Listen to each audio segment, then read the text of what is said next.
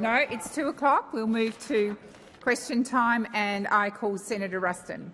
Thank you very much, President. No, I've got another week of it. Another week, Dale. My question is to the Minister representing the Prime Minister, Senator Farrell. Yesterday, the Senate exercised its power to extend question time to allow more scrutiny of this government. Reports suggest that the government intends to retaliate by stripping opposition committee deputy chair positions in the other place. Does the government seriously believe it has the right to punish senators for voting to strengthen accountability in this parliament? And will the Prime Minister immediately rule out these petty, vindictive threats? Order.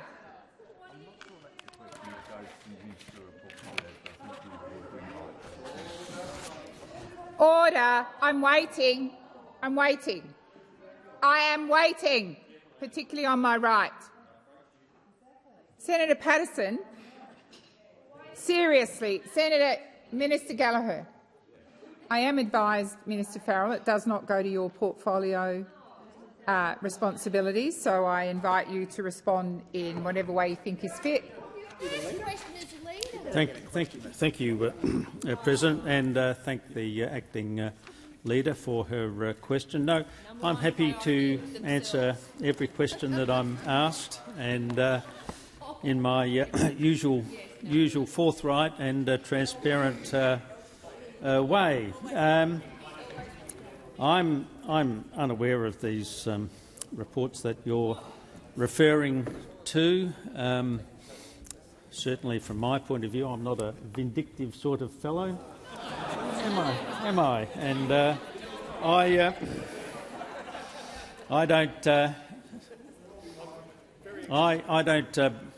certainly don't bear grudges. But I will make this observation, Senator Ruston, that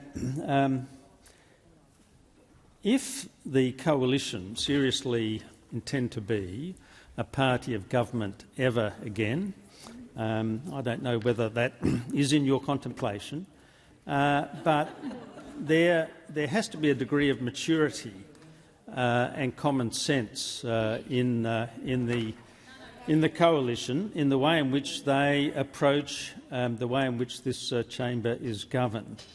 And to Senator Ruston. Thank you very much, President. On a point of order on direct relevance, I simply asked the President— No. Senator Ruston, I explained at the beginning of the question that it was outside of the minister's portfolio areas and he was fit to answer it in any way that he saw fit, so there is no point of order.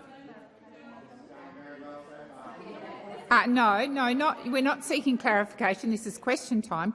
You've put your question. I've ruled on it, and the minister is answering. I sought advice from the clerk, and it's not his. I'm not in a debate with you, Senator Ruston.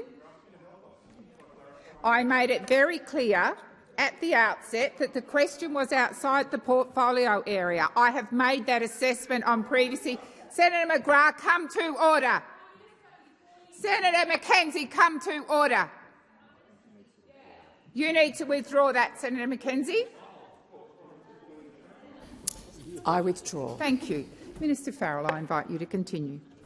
Look, I am a little bit mystified by Senator Ruston's point of order, given that I've offered to answer the question and answering it in the only way I can, which is an honest answer as to in response to your question. But the point I'm trying to make to the coalition and to all of your colleagues, I know there's a degree of division within your groups, and I read about a lot of that. Minister Farrell, the time for answering has expired. Senator Ruston, first supplementary. Thank you, President. Under our system of responsible government, the executive is accountable to the parliament.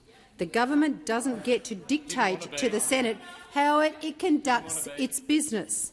Why is the government so afraid of answering questions and so determined to keep Australians in the dark about how you operate? Thank you, Senator Ruston. Minister Farrell. President, and thank you. Order. Thank you, Senator Ruston, for your first supplementary question. We're here to answer the questions. I answered your first question. I answered your first question very, very directly, and I'll repeat the message I'm trying to give. I'll repeat the message that one of these days, maybe you'll be back into government, and you will understand just how important it is for the opposition to act in a responsible way, and to engage in cheap tricks with Senator Pocock is not the way in which it is not the way you are going to regain the trust of the Australian people. You're not going to get back. You're not going to get back into responsible government if you behave in this fashion. Thank you, Mr Farrell. Senator Ruston, second supplementary. I seek leave to table Senator Wong's speech to this parliament on this very matter. Is leave granted? Is leave granted? Well, I'm happy for the leader to speak. Order. I've asked the chamber if leave is granted. Courtesies that exist across this chamber are exercised, which is to give notice of what you want to table.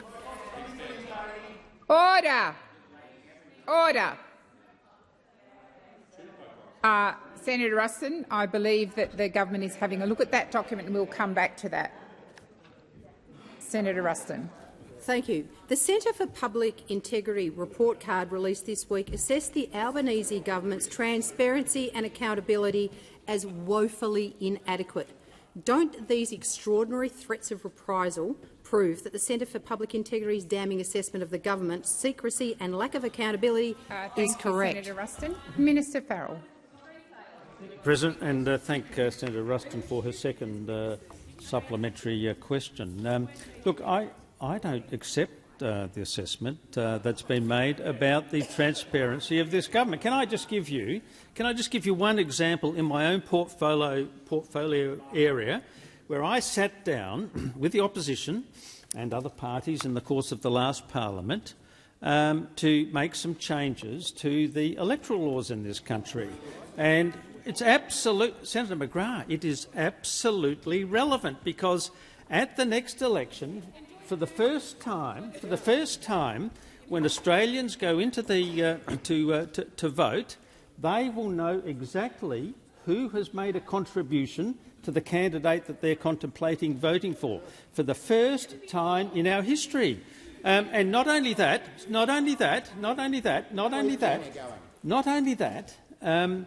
the level of donation has been dropped from— The time for answering has expired. Before I call Senator Darmanin, I'm going to draw to the attention of honourable senators the presence in the gallery of a delegation from the Kiribati government led by the Minister for Health and Medical Services, the Honourable Bosi Nawan. On behalf of all senators, I wish you a warm welcome to Australia and in particular to the Senate. I'll just seek information from Minister Gallagher if leave is granted to table that document. Leave is granted. Thank you. The document's tabled. Senator Darmanin.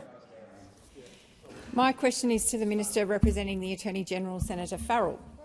In February 1975, the then Labor Attorney-General, Kep Enderby, introduced the Racial Discrimination Act.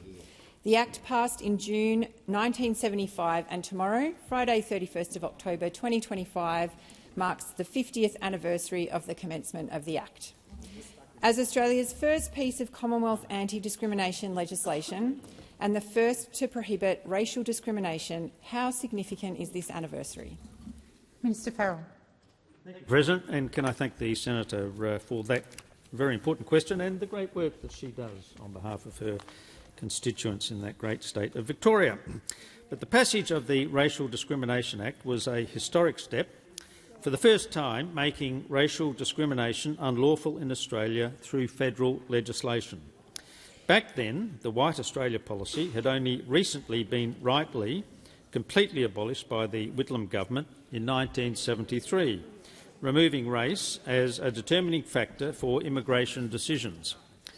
The establishment of the Racial Discrimination Act created a right that had not previously existed in common law. That is the right not to be discriminated against on the grounds of race. The Act contains both a general provision making racial discrimination unlawful under Section 9 and specific protections in areas including employment, the provision of goods, housing and accommodation. The Act also provides the template for the states and the territories to follow, all of whom have since enacted their own anti-discrimination laws. For the past 50 years, the Racial Discrimination Act has provided a standard for which we can aspire, and where all members of our community are treated respectfully, without distinction to race, colour, descent or nationality. As Prime Minister Whitlam said in the statement on the proclamation of the Act, the purpose of the Racial Discrimination Act is to set standards for the future and build a climate of maturity, of goodwill, of cooperation and understanding at all levels of society. Thank you, Minister. Senator Darmanin, first supplementary. Thank you, Minister. A very significant reform and wonderful to see it reach 50 years. The Australian Human Rights Commission has for 40 years helped to give practical effect to the Racial Discrimination Act. What recent work has been done by the Commission to support the intention of the Act? Thank you, Senator Darmanin. Minister Farrell. Thank you, President. And again, I thank the Senator for her first supplementary question. And yes, it is a very significant day to reach that 50-year milestone. The Australian Human Rights Commission provides education and training, including to employers, to ensure that workplaces are inclusive and respectful. They also work to resolve complaints made under the Act. In the 5 years to 2024, the Commission received over 2,200 complaints under the Act, which account for about 14% of total complaints. In October 2022, the government provided $7.5 million to the Commission to develop the National Anti-Racism Strategy to tackle racism and promote racial equality in Australia. The Commission has also helped to deliver the Racism It Stops With Me campaign, which has helped build community understanding into racism in Australia. Thank you, Minister. The time for answering has expired. Senator Darmanin, second supplementary. The Australian Labor Party is very proud of our record in introducing and defending the Racial Discrimination Act. How is the Racial Discrimination Act still ensuring that Australians who may experience racism are protected under this important federal law? Thank you, Senator Darmanin. Minister Farrell. Thank you, President, and thank the Senator for her second supplementary question. As the Senator has said, the Australian Labor Party is proud of our record of introducing and defending the Racial Discrimination Act. Unfortunately, there are still some people in our society who want the right to discriminate enshrined in our laws and call for the repeal of Section 18C of the Racial Discrimination Act. To remind senators who are not aware of these provisions, Section 18C makes it unlawful to offend, insult, humiliate or intimidate another person because of their race, colour or national or ethnic origin of the other person. The Australian Labor Party has always understood and defended the importance of Section 18C of the Racial Discrimination Act. Thank you, Minister. Senator McKenzie. Thank you, Madam President. My question is to the Minister representing the Prime Minister, Senator Farrell. Yesterday, this chamber responded to the government's continued refusal to comply with orders of this chamber and, in addition, its failure to deliver on a commitment made by Senator Gallagher to this chamber to release a document that is now 2 years old. It was a constructive and proportionate response seeking to get answers from a government determined to give no answers. Minister, can you confirm that the government respects and understands the resolutions and decisions of this chamber? Order. Order. Order on my right. Order on my right. Senator Watt. Order. Order. Order across the chamber. I'm waiting for order. Senator Farrell. Thank you, President, and thank Senator McKenzie for her question. yes, the minister has said she will release the report, and in my experience, when Senator Gallagher says she will do something, she does do it. Now, well, one day, if you ever get back into government, Senator, you may understand that sometimes things, if you want to get them right, and I know so many times in government you got things wrong because you rushed them. We like to get things right. Two things about this government. We're an action government. When we see a problem, we go in and we fix it. But secondly, when we fix a problem, we make sure we do it correctly. And we take the time. We take the time to get it right. Now, I know that's a difficult concept for the coalition to understand, the idea of getting something right in terms of policy terms. But I make the point. Senator Gallagher has already said this document will be released at the appropriate time, and it will be released when the appropriate consideration has been undertaken. And when we release it, and we make the responses, and when we release it, it'll be correct. The time for answering has expired. Senator, I'm waiting for order. Senator Mackenzie, first supplementary. Minister, the independence of this chamber, of which you are a member, is protected in law, in the Constitution and by centuries of parliamentary convention. And that protection guards against heavy-handed tactics by a desperate executive seeking to wield its power to punish different views. Minister, can you confirm that the government executive will not seek to use the privilege of executive to punish political opponents? Order. Minister Gallagher. Minister Farrell. Minister Farrell, I've called you. Thank you. Thank you, President, and thank Senator Mackenzie for her first supplementary question. I don't think there's been any government or any Prime Minister of this country who's been more receptive and cooperative with members of the Parliament and the members of the opposition, or for that matter, the crossbench. And no, I'm certainly not, Senator. I'm not embarrassed by that because it's the truth. It's the truth. I know this man, and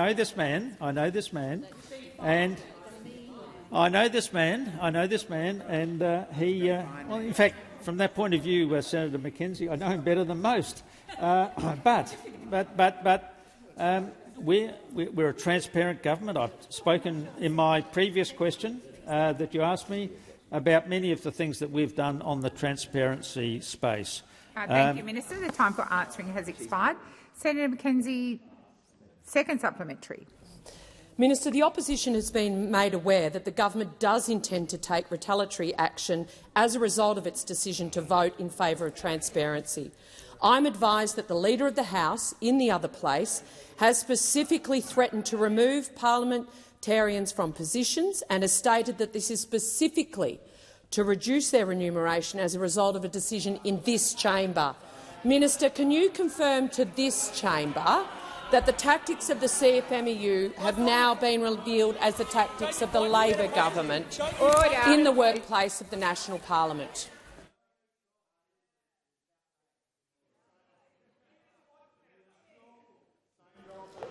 Order. Senator Mackenzie, I am advised that— Order! Senator Ayres and Senator McGrath, if you want to chat, do it outside the chamber. Perhaps there'll be less interjections if you do that. Senator Mackenzie, I am advised that the management of the House of Representatives chamber is not within the portfolio area of it's not a debating point, Senator Mackenzie. I'm simply advising that your question is not within the portfolio area of the minister. However, I am going to invite the minister once again to answer it in whatever way he sees fit. Thank you, President, and thank Senator. Order. With respect, Senator Mackenzie, I've chosen to answer your question.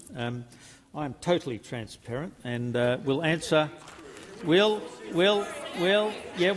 What with me, Senator McGrath. What you see is what you get. Nothing more, nothing less.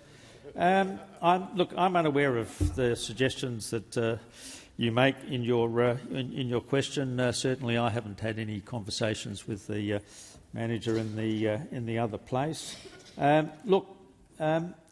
many things are serious issues for the Australian people, whether it's cost of living, whether it's interest rates, whether it's housing, and you're completely focused.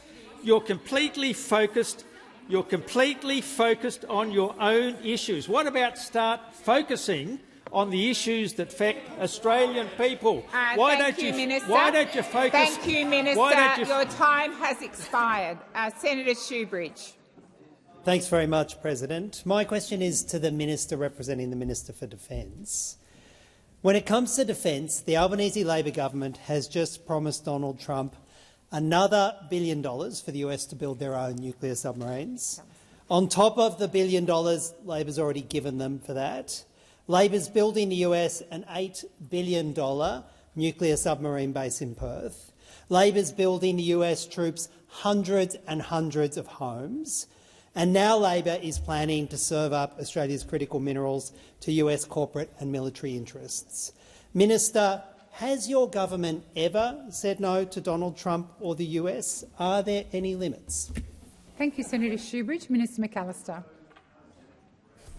Thank you very much, President, and I thank Senator Shoebridge for the question. This is, of course, a key difference between our party and the Greens political party, and it's been explored on many occasions, Senator Shoebridge, because fundamentally your position, as I understand it, as has been articulated by you and many of your colleagues over time, is that you do not support the US alliance. That is not true for the Australian Labor Party. We consider that the relationship with the United States is of great significance to our national security. It's a relationship that is long and is deep and is multidimensional. We were pleased the Prime Minister was able to meet so constructively with the United States administration, with President Trump. We are pleased that we are able to come to an agreement with our ally, the United States, about the development of critical minerals resources, understanding the significance of that supply chain for our security and for our economic interests. We do think that the acquisition of conventionally armed nuclear-powered submarines is important for our national security for a range of reasons which we have explored many times in the estimates hearing, Senator.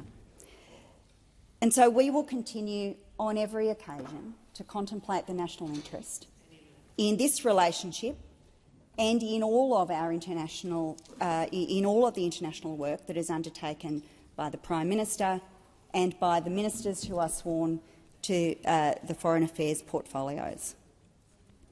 It's a focus for our government, ensuring that we engage constructively, sensibly in the world in accordance with our national interest. Thank you, Minister McAllister. Senator Shoebridge, first supplementary. Well, you see, Minister, just this week, Minister Wong said in relation to proposed changes to the EPBC Act, for example, that the US relationship matters more than some domestic politics about environmental reform.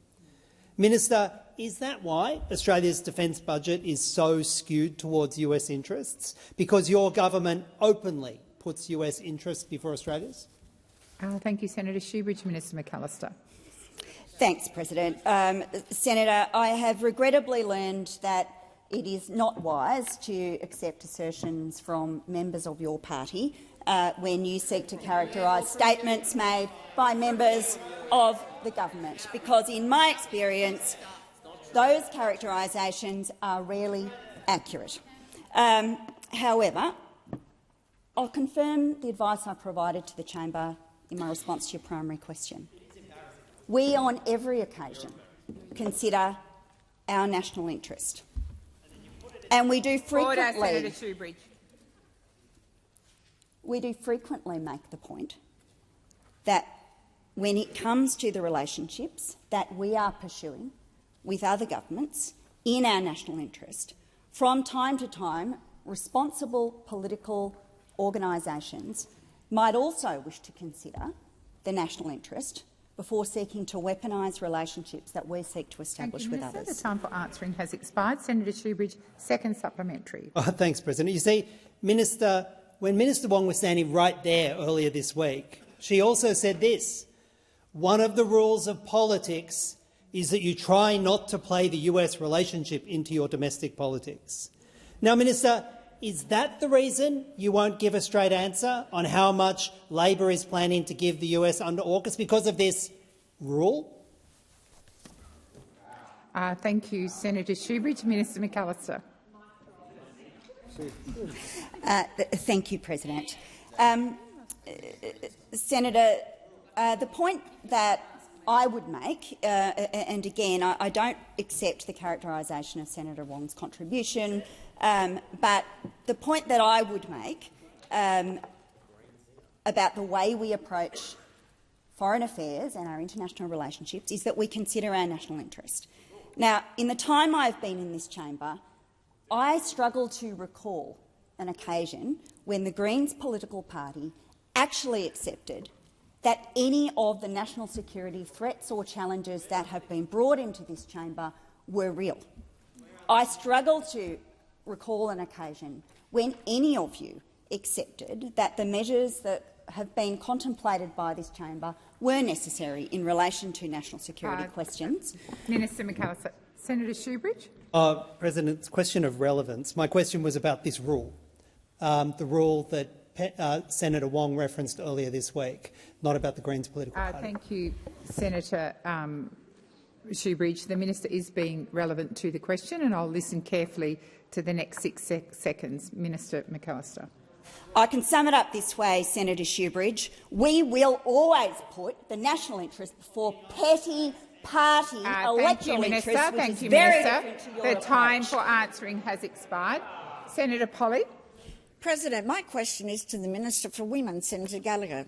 Minister, the Domestic Family and Sexual Violence Commissioner's yearly report was tabled in Parliament today. The Commissioner makes clear in her report that while Australia has made significant progress through record investment, new programs and a strong national plan to end violence against women and children, domestic, family and sexual violence remains a national problem. Could the Minister outline the key findings of the Commissioner's report and how the report will inform the next phase of the national plan to ensure we deliver measurable and real change for women and children in this country? Thank you, Senator Polley. Minister Gallagher. Thank you very much, President. I thank Senator Polley for the question. It's an important question about a report that was tabled this morning in the other place. And before I answer it, I would like to acknowledge the victims and survivors of domestic, family and sexual violence, and remember that women and children have been killed too often by men who have been known to them and who have claimed to love them. And these are words that the Minister for Social Services said in the House earlier today. But we do thank Commissioner Cronin, her team and the Lived Experience Advisory Council for their thorough and thoughtful work on the yearly report and for their ongoing advice to government. The report is important, and its recommendations, including some that are already in train, are important advice to government as we continue to deal with and seek to end violence against women and children in a generation, as the national plan sets out. Order. As the national plan sets out. Thank you, Senator Waters. As a government, we have prioritised investment in services, more than $4 billion since 2022, and in addition to that, but it's not just about the money because the issues here are bigger than just what government can fund. In addition to that, ongoing funding for all of those important legal services that women often rely heavily on when they leave violent relationships that weren't funded by those opposite in any ongoing sense and have been funded by us in the order of another $4 billion. So we have prioritised important investments. We've also responded by implementing the leaving violence payment, making it permanent so that women have the financial support to leave. But we're also investing in perpetrator responses to break the cycle of violence. And today's report is an important part of that information, just as the rapid review, which we are responding to as well. Senator Polley, first supplementary. Minister, the report recognises the government's substantial investment, over $4 billion since 2022, and new initiatives like the Leaving Violence program. What has the Albanese Labor government delivered to ensure that the scourge, and that's what it is, it's a scourge of family and domestic violence, is properly addressed? Thank you, Senator Polley. Minister Gallagher. Thank you. Thank you, and I thank Senator Polley for the supplementary. Ending family, domestic and sexual violence has been a core priority for the Albanese government, and as Senator Polley said, we have made those significant investments. We've invested more than any Australian government ever in frontline services, preventative programs, behaviour change and programs for children who have experienced violence. We've made the Leaving Violence payment permanent, $5,000 in financial help, as well as safety planning support for women leaving violence. $1.2 billion for emergency and transitional accommodation. We've legislated 10 days paid domestic violence leave. We've expanded discretion for Centrelink so perpetrators can't use the social security system to leave survivors with tens of thousands of dollars of debt. And we're currently doing an audit of key Commonwealth systems to ensure that they aren't being weaponised by perpetrators of abuse. There is more to do, but this government has a number of measures underway to do what we can to end violence against women and children. Senator Polley, second supplementary. Looking ahead, the report calls for transformational action, especially through the development of the next action plan, stronger accountability and a focus on priority groups including children, First Nations communities and emerging challenges such as technology-facilitated abuse. What further steps will the Albanese Labor government take to continue to deliver this really important reform?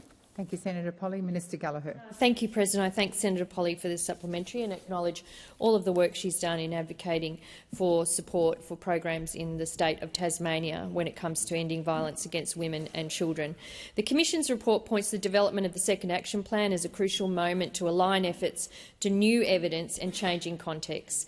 And we know that, particularly in the area of technology and coercive control, we are seeing changing behaviour all the time. And today, as Minister Plibersek said in the other place, the first thing that is done when a woman attends an emergency accommodation service is to have their phone, their vehicle and a lot of other electronic devices checked for tracking devices that may have been placed on them by their perpetrator. This is the way that we have to respond to the changing use of technology and its impact on women and children. This report will help guide some of that work, as will all of the work that's been happening across the sector. We acknowledge of those who have advocated for decades to improve the lives of women and children in this country. Minister. Senator Thorpe. Thank you. My question is for the Minister representing the Attorney-General, Minister Farrell. Last November, the Race Discrimination Commissioner handed down the National Anti-Racism Framework. Built on extensive consultation, the framework presents a whole-of-society approach to getting rid of this racist nation, as it's known. A year on, the government has still not responded to the report or endorsed it. Why not? Thank you, Senator Thorpe. Minister Farrell.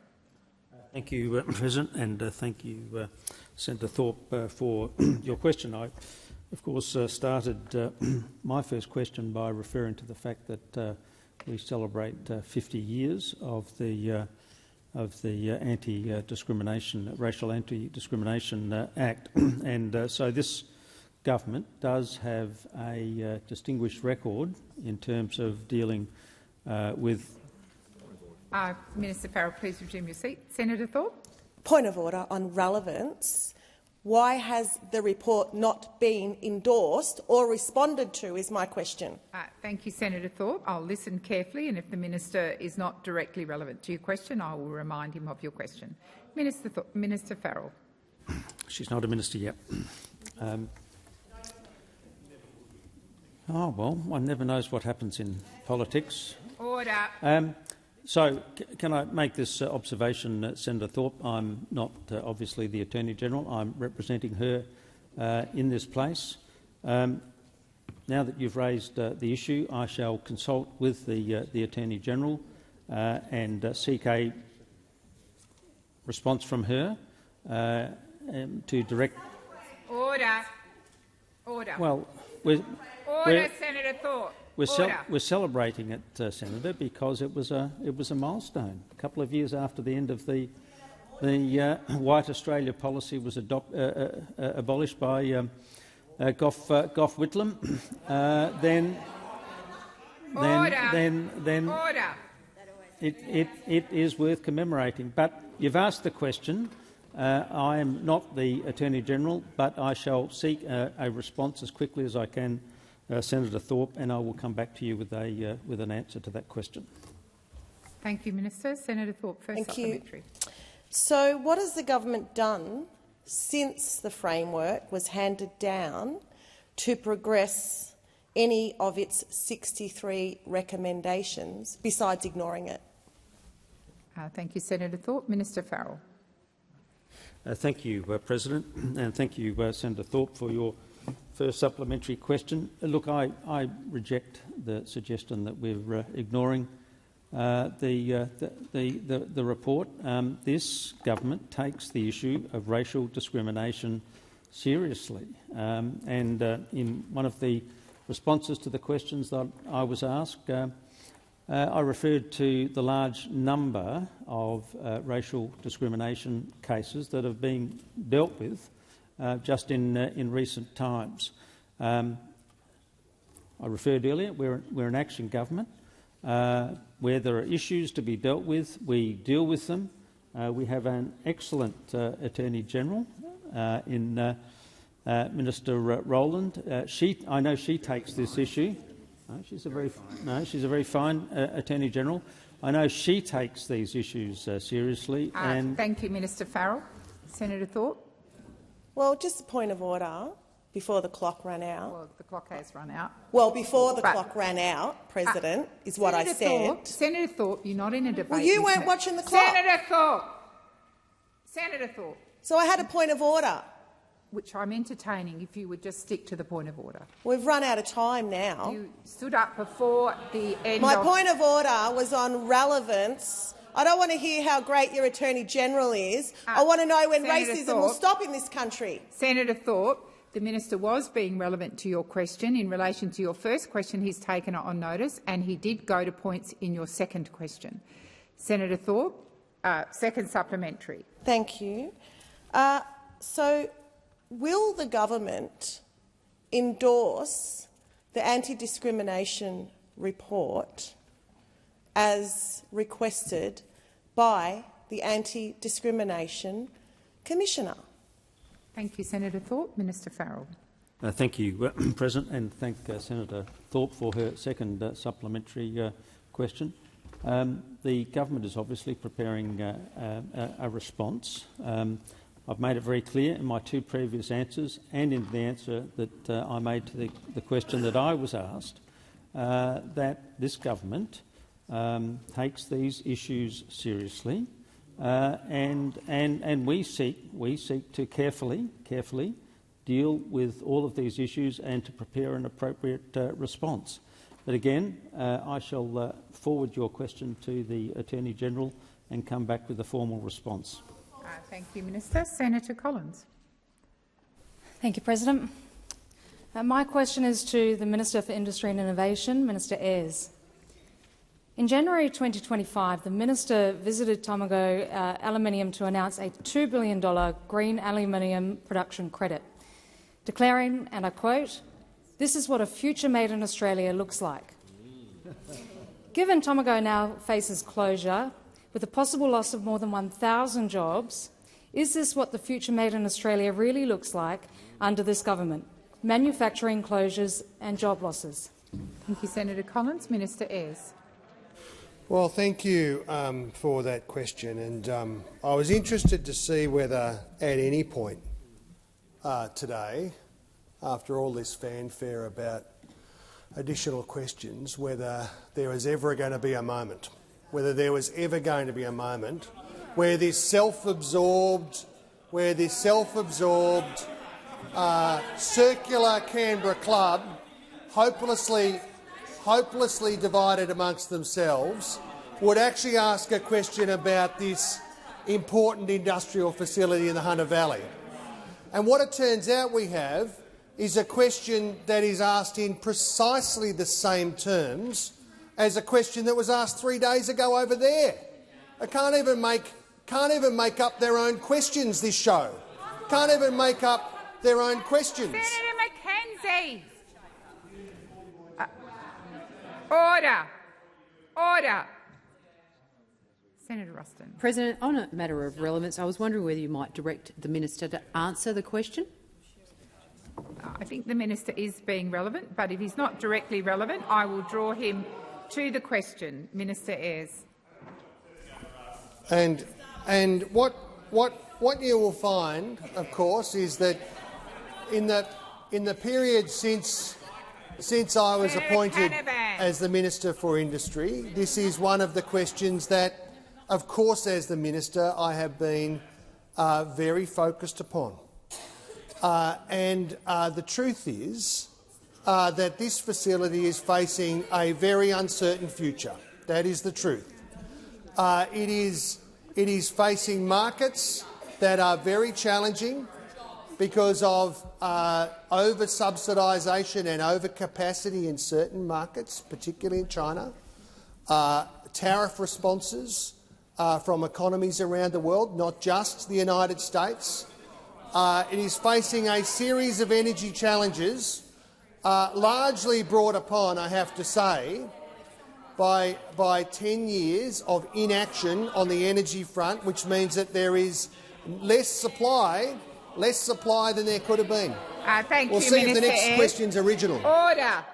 Order. Order. Senator Mackenzie, first supplementary. I beg your pardon, Senator. Isn't it amazing that I think it's you, Senator Mackenzie, because your interjections are constant? My apologies, Senator Collins. First supplementary. Thank you, President. Minister, the Coalition called for aluminium, alumina and bauxite to be included on the critical minerals list in 2023, which would have allowed companies like Tomago and Alcoa's Kwinana refinery the ability to secure their production through a range of policy options. Why do you not see our aluminium sector and the thousands of workers as critical to Australia? Thank you, Senator Collins. Minister Ayres.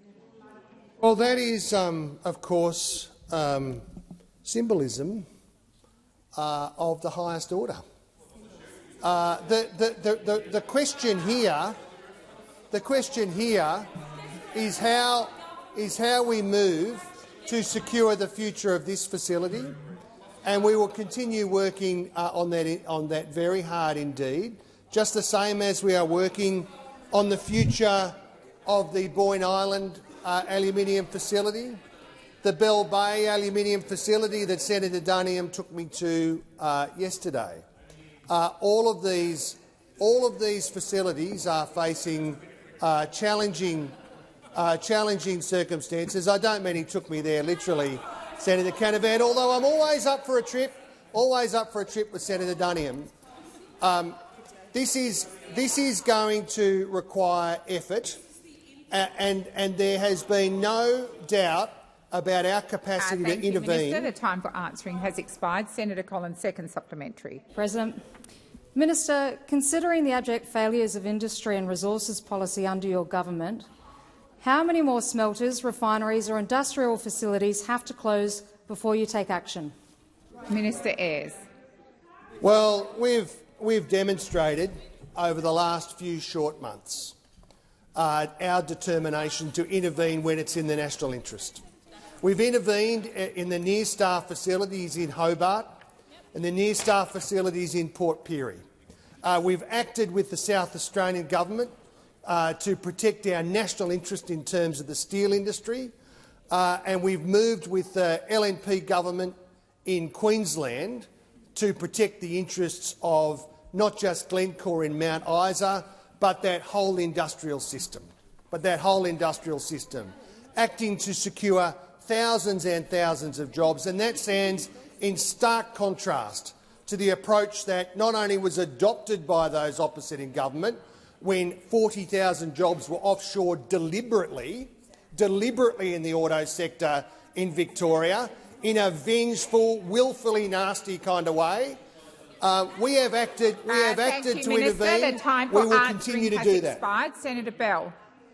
Thank you, President. My question is to the Minister representing the Minister for Climate Change and Energy, Minister Ayres. Electricity bills have soared 23.6% over the past year, with an 8.1% rise last quarter and another 9% this quarter. These price hikes are now spiking inflation and crushing Australian families already desperate for relief. The only thing keeping power bills from going even higher has been temporary rebates, and those are running out, and so is the government's supply of taxpayer dollars.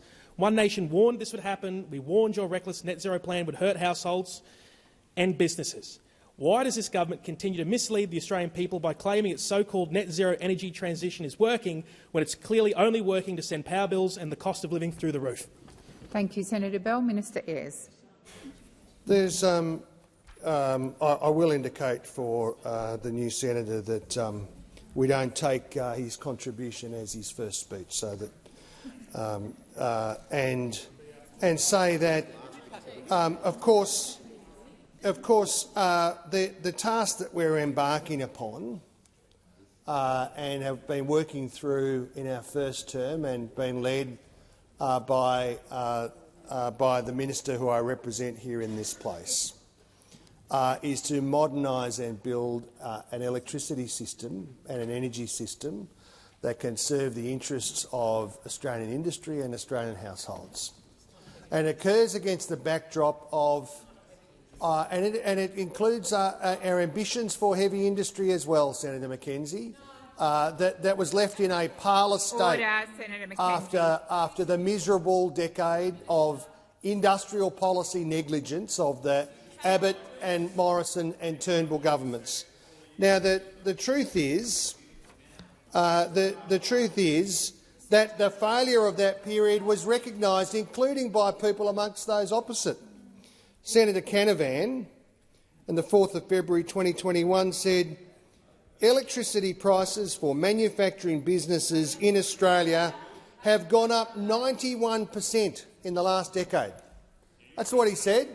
That's what he said. In 2021, the Abbott and Morrison and Turnbull governments allowed electricity prices for manufacturing to almost double. Right, that's what happened. And the reason that happens, that's what happens when you allow 24 out of 28 coal-fired power stations, Senator Canavan, to close down and don't have a plan to do anything about it, except send a press release out about a coal-fired power station in Collinsville that you never built. The time for answering has expired. May I remind the chamber, Senator Canavan, you are still interjecting. I called you and Senator McKenzie to order a number of times. This is Senator Bell's question. Senator Bell, please ask a question. Mr. Speaking of your first term, I believe your government promised they would cut power bills by $275 by 2022 figures. Yet Australian families are watching as net zero policies drive power bills higher and higher. Your government's obsession is crushing households, small businesses and nationally important manufacturers like Tomago Aluminium. When will the minister be honest with the Australian people and admit that power bills will never come down unless we scrap net zero? Thank you, Senator Bell. Minister Ayres. Well, if I can deal with those questions in turn,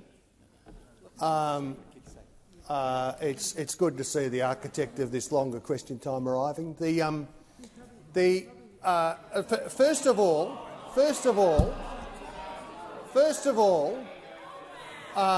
Senator, there is nothing more calculated.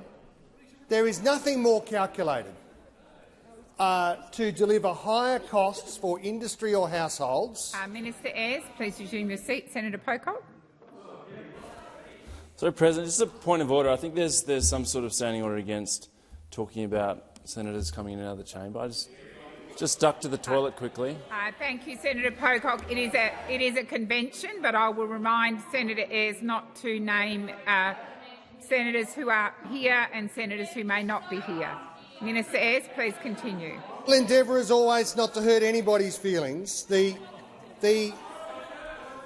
is nothing more calculated to put up electricity prices than more policy uncertainty.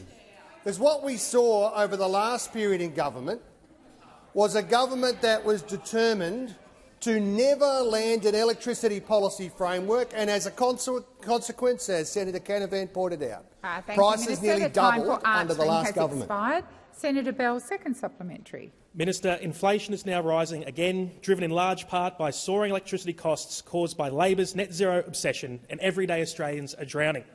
One Nation is asking you, and Australian families are asking you, and businesses are asking you, please end your dangerous and damaging race to net zero oblivion before more people lose their homes, their jobs and their livelihoods.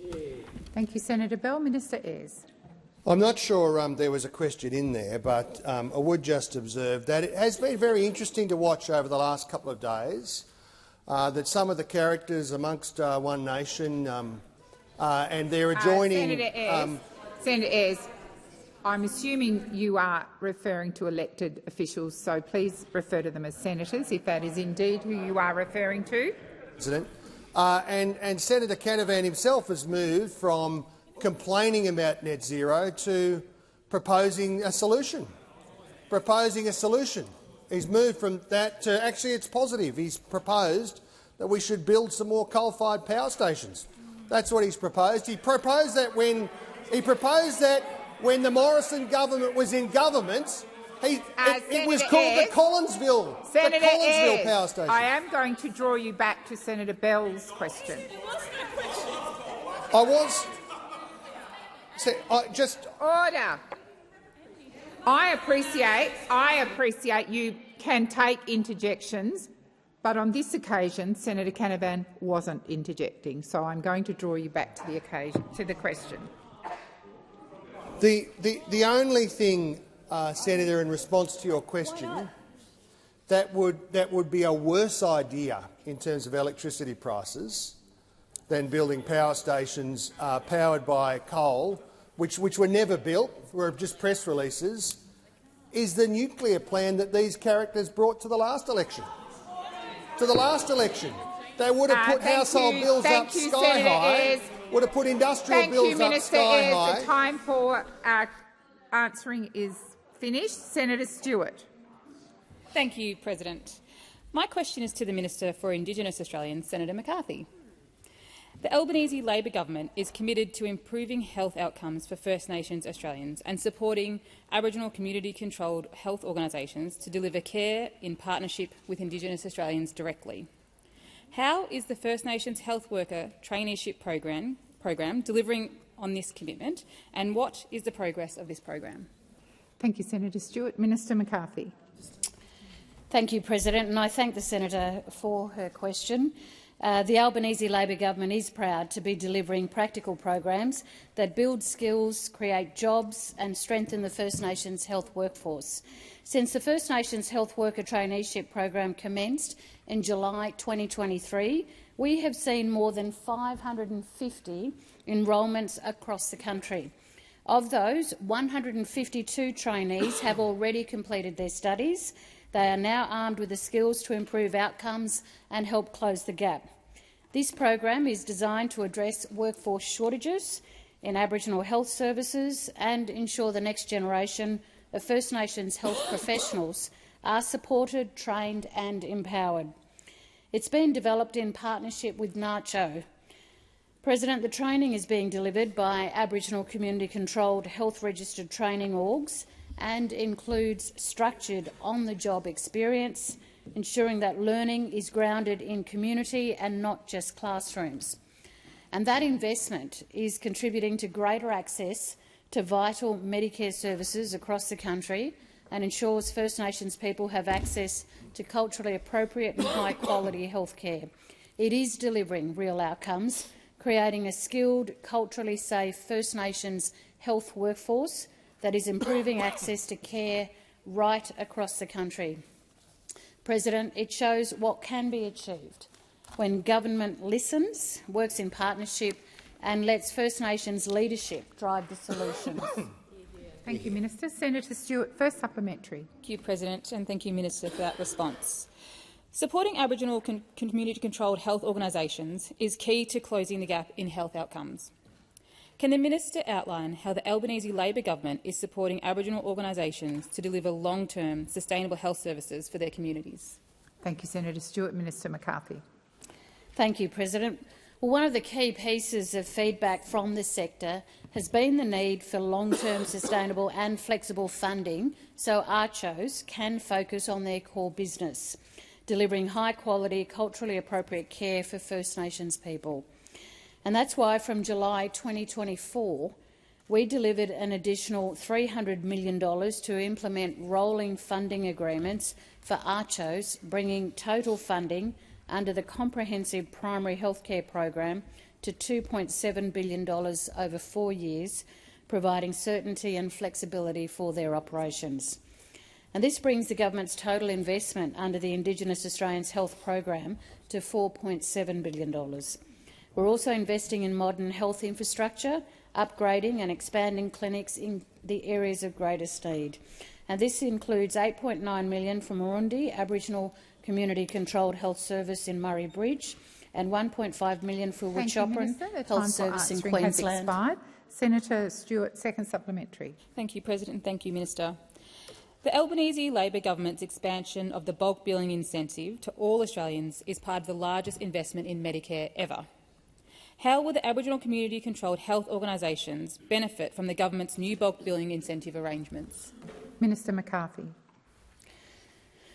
President, our reforms are strengthening both Medicare and the community-controlled sector. So from the 1st of November, ACCHOs will benefit directly from the expansion of bulk billing incentives and the new bulk billing practice incentive program. 129 ACCHOs currently participate in the practice incentives program. Each of these services will be financially better off under the new arrangements. Together, these ACCHOs will receive an additional $3.8 million a year through expanded bulk billing incentives and a further $8.8 million a year by joining the bulk billing practice incentive program. $12.6 million in total in additional support for ACCHOs each year, or almost $100,000 per organisation on average. And this will help ACCHOs, President, to continue providing affordable, culturally safe care for their communities. Thank you, Minister. Senator O'Sullivan. Thank you very much, President. My question is to the Minister representing the Minister for Infrastructure, Transport, Regional Development and Local Government, Senator McCarthy. Regional roads have been deteriorating under this government, which has cut the level of Commonwealth funding for regional roads from 80% down to 50% following the 2023 review of the infrastructure investment pipeline. Can the minister explain why the government is threatening to cut speed limits to 70 kilometres per hour on country roads instead of just getting on with the job of fixing the roads? Fix the road. Thank you, Senator O'Sullivan. Minister McCarthy. Thank you, President. And I certainly don't accept the premise of the question, given that it is our government that is providing for roads across the country. That's right. In fact, if I may, the time that I took, especially in the Northern Territory, for example, when I drove out to Wadeye, the Port Keats Road, which we have invested $70 million into that road, and not once have I seen, you may wish to talk to your colleagues in the Northern Territory, not one area am I seeing that road is being completed.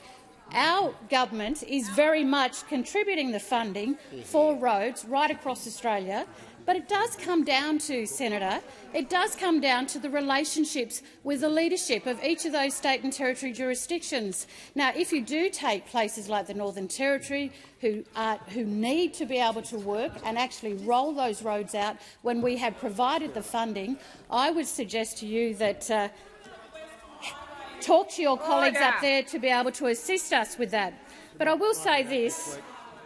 Senator Mackenzie, lower your voice. Seriously. They're just not interested in roads, President. They're just not interested. All the regions, for that matter. I'm a bit surprised at Senator Mackenzie. Got Senator O'Sullivan on his feet. Senator O'Sullivan. Yeah, thank you, President. On relevance, my question was about reducing the speed limits. The senator has not gone anywhere near reducing. Had a preamble, Senator O'Sullivan, that you may wish to check, which went to regional roads. The senator is being directly relevant, and if your colleagues don't intervene, perhaps I can listen more closely to the answer. Senator McCarthy. You know, President, reviewing speed limits on high-risk regional and remote roads has been on the road safety agenda since at least 2018, when the National Party held this portfolio. In fact, the first priority action under the 2018 to 2020 National Road Safety Action Plan, agreed to by the member for Riverina, was to review speed limits on high-risk regional and remote roads in consultation with the community. The consultation currently underway on reducing default speed limits is being undertaken by the Minister's Department to inform a regulatory impact analysis. It does not constitute government policy, but is a usual process we undertake on various issues. Thank you, Minister. Senator O'Sullivan, first supplementary. Thank you, President. I do have a supplementary question. The government has cut critical programs to regional roads, including abolishing the Roads of Strategic Importance and Local Roads and Community Infrastructure program. With dozens of projects axed and regional road funding bogged down in bureaucracy, why won't the government restore these important programs to help country roads instead of cutting default speed limits from 100 to 70 kilometres per hour? Thank you, Senator O'Sullivan. Minister McCarthy.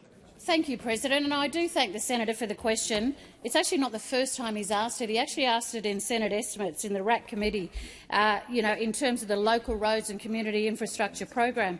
And let me repeat, as we did in our responses on these questions, the Local Roads and Community Infrastructure program was a COVID-19 stimulus measure to fund local projects that would support local economies and create jobs during the pandemic.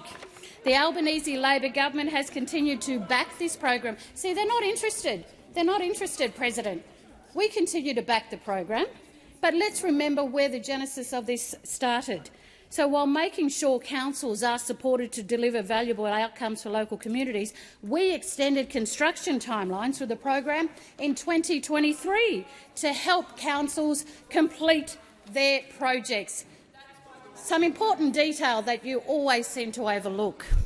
Thank you, Minister. Senator O'Sullivan, second supplementary. Thank you very much, President. Minister, isn't it the case that under Labor's plan the limits will stay reduced even if the roads are later fixed? Thank you, Minister.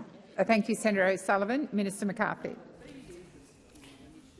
Thank you, President. Well, under Labor's plan, we've doubled funding for the Roads to Recovery program, from $500 million to $1 billion a year permanently, from 2027 to 28. But you're not interested in the regional roads. You're not interested. Minister, thank you. Senator O'Sullivan. Yeah, thank you, President. My question was very tight, and I asked you to draw the minister back to the question, which is whether or not speed limits will stay reduced. Thank you, Senator O'Sullivan. The minister had just started her answer. I will listen carefully and, if necessary, draw her to the question. But I do need silence, particularly from your side, to enable me to do that. Minister McCarthy. Thank you, President. Well, I mean, I would have thought they'd be interested to know how much funding was going into the regions, especially the roads. Clearly, the other side want to put their foot to the pedal and go as fast as they can, but we want to make sure, President, that we do invest in the regions, that we do invest in the roads. Please continue, Minister. That's better. Thank you for saying please, Senator Ruston. So rude. Haven't heard too much from you this week, so it's really important to hear from you right now, isn't it? So between 2024 to 25 and 2028 to 29, Labor is investing $4.4 billion in safer local roads through Roads to Recovery. Order across the chamber. I have received a list for the next lot of questions from the government. I am assuming it has been negotiated across the chamber. So with that in mind, and that is the only piece of information I can add, I will call Senator Faruqi. President, my question is to Minister Watt. Minister, on Tuesday we woke up to distressing images of a humpback whale, a species protected under federal and state laws, killed in a shark net off the coast of New South Wales. Whales, dolphins, rays, turtles, dugongs and endangered shark species are getting entangled almost daily in New South Wales and Queensland by these indiscriminate nets of death. While a shark net was killing that whale in New South Wales, dozens of bull sharks were feeding in the shallows at Snapper Rocks in Queensland inside the shark nets and drum lines. This irony proves again that shark nets are not a safety barrier. Minister, have you seen these awful images? And what have you got to say to Australians, and indeed many around the world, who are distressed and angry at this state-sanctioned animal cruelty? Thank you, Senator Faruqi. Minister Watt. Thanks, President, and thanks, Senator Faruqi. And I welcome a question from the Greens political party about the need for environmental law reform. My one suggestion for you is join with the government and pass environmental law reforms. Senator Faruqi, first supplementary. Order. Senator McKim, order. Order. I remind the chamber that this motion was agreed by the chamber yesterday. I am not entertaining interjections. I have called Senator Faruqi. I expect her to be able to give her question without interjections. Senator Faruqi. Thank you, President. That was just another example of what a farce this question time has become. Minister, order. Because we want you to answer the questions. Senator Faruqi, please resume your seat. Order across the chamber, particularly on my right. I had just finished saying that Senator Faruqi has the right to be heard in silence. Order. Senator McKenzie. Senator McKenzie, I've had to call you to order for the first 10 lot of questions. I'd like some silence, particularly from you, but particularly from my right. Senator Faruqi, please continue. Thank you, President. Perhaps for once you can try and answer the question. Minister, New South Wales and Queensland shark cull programs are enabled by a federal exemption. Will you today commit to ending this 86-year-old failed policy that doesn't keep our oceans safe for humans or for precious marine life? Thank you, Senator Faruqi. Minister Watt. Thanks, President. Well, Senator Faruqi, I find it rather ironic that you're complaining about question time, given you supported the coalition as part of the coalition to make sure that question time continues to be happening. I mean, it's your choice that we're here. As I say, we have today introduced a bill to the House of Representatives to reform Australia's environmental law, and I invite you to work with the government to get it passed. Thank you, Minister Watt. Senator Faruqi, second supplementary. Minister, at the most recent estimates, the Greens discovered that the Queensland government is in discussions with the Federal Environment Department about expanding its shark cull program. This, of course, requires federal approval. Will you at least today rule out allowing this to happen? Will you do your job as the Environment Minister and protect whales and other marine life? Because you are a failure at your job. Senator Faruqi, withdraw. I withdraw. Thank you. Minister Watt. Well, I always appreciate a bit of free character assessment from the Greens political party, who, of course, spent 3 years opposing environmental law reform and housing reform and lost almost every seat they held in the House of Representatives. So continue that approach, and we'll get the last one that you've got, and then we'll take some Senate spots as well. Senator Hume. Thank you, Madam President. My question is to Senator Hume. Please resume. Order. I've given the. May I remind the Senate This is a motion you voted for. I said at the outset there is to be silence. Senator Smith, resume your seat. I've already called Senator Hume. Senator Hanson-Young, you may leave the chamber if you can't stop interjecting. Senator Hume. Thank you, Madam President. My question is to the Minister representing the Treasurer, Senator Gallagher. Minister, on Monday, the Treasurer said that he would not be watering down the superannuation performance test and that he takes his responsibilities as a Labor Treasurer seriously as the custodian of super. Yet last night, the Treasurer confirmed that he would be pushing ahead with changes to the superannuation performance test to ensure the nation's retirement savings were available to invest in Labor's political priorities. So, Minister, which is true? Will you guarantee that the performance test will not be watered down, or will you be interfering in super rules that have worked so well to tap Australians' hard-earned retirement savings for Labor's election commitments? Thank you, Senator Hume. Please resume your seat. I hope, Senator McKenzie, that that is the first and last interjection. I don't know how many times since we got to question 11 I have reminded senators this was your choice, and I expect there to be silence. Minister Gallagher, please go. Please respond. Thank you, President. Labor is the party of superannuation. We always support strengthening superannuation. We support the superannuation funds to return good returns to their members, and the Treasurer's plan outlines our vision to do that. Thank you, Minister. Senator Hume, first supplementary. Minister, the superannuation performance test does not stop superannuation funds from investing in any asset, so long as the investment stacks up financially, and you know this. It only prevents super from becoming a vehicle for a political agenda. Minister, if Labor's political priorities are such good investments, why are super funds not investing them already? Isn't it because Labor's priority projects are, in the opinion of the investment professionals, not in members' best financial interests? Thank you, Senator Hume. Minister Gallagher. No. Minister Hume, Senator Hume, second supplementary. Minister, surely after 3 years of inflation-driven bracket creep and high commodity prices generating record levels of taxation, you could use the Commonwealth's revenue to fund Labor's election commitments. Is the reason your government wants to tap superannuation for its nation-building projects because Labor and you can't manage the budget? Yes. Thank you, Senator Hume. Minister Gallagher. No. Senator Tyrrell. Thank you, President. My question is for the Minister for Industry and Innovation. Sorry, Senator Tyrrell. Please resume your seat. Once again, I remind the chamber I've asked for silence. If you can't be silent in this chamber, please take up my invitation and leave. Senator Tyrrell. Thank you, President. So it's for Minister Ayres. The Tasmanian Bell Bay aluminium smelter is at risk of closure by the end of the year. The smelter is a cornerstone of Tasmania's economy, employing over 600 people and supporting hundreds more through a supply chain of almost 300 local businesses, helping communities like Georgetown, West Tamar and Launceston. Not only that, it is also the only renewable powered smelter in the country. I wrote to you on the 16th of October asking you to work with the Tas government to keep Bell Bay open. Consistent with our Future Made in Australia agenda, we must ensure sovereign metals manufacturing remains in Australia's future.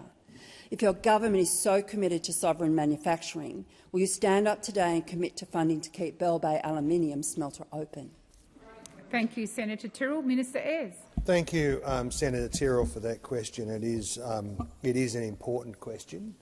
I can confirm that I and this government are working very closely with the Government of Tasmania.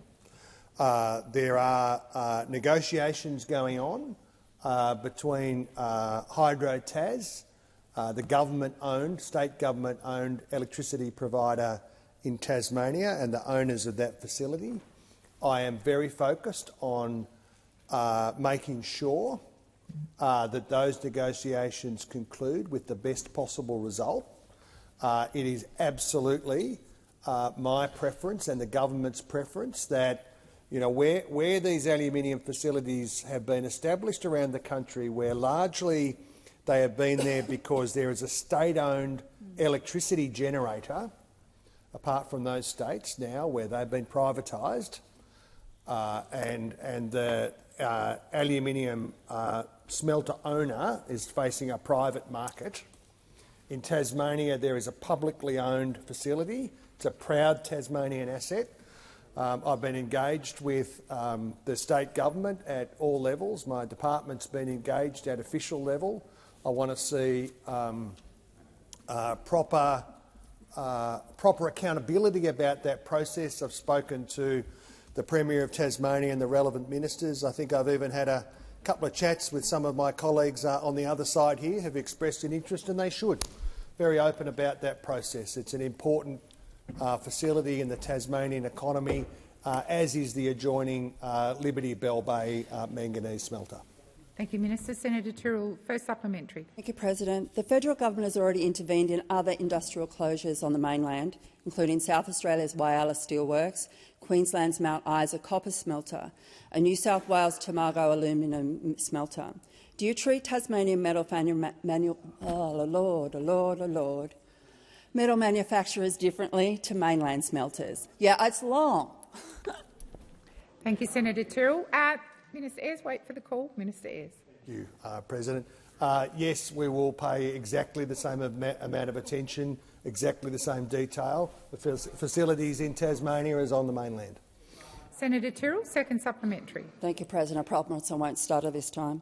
If you treat Tasmanian smelters the same as mainland smelters, you are running out of time and deliberately putting Tasmanian jobs at risk. As a party meant to support the workers, you are choosing to toy with their job security. Why won't you support Australian jobs and today commit to helping the nation's only renewable-powered smelter? Thank you, Senator Tyrrell. Minister Ayres. We'll approach this in a very disciplined way in the Tasmanian interest and in the national interest. Senator Steele-John. Thank you very much, President. My question is to the Minister representing the Minister for Health, Disability and Ageing.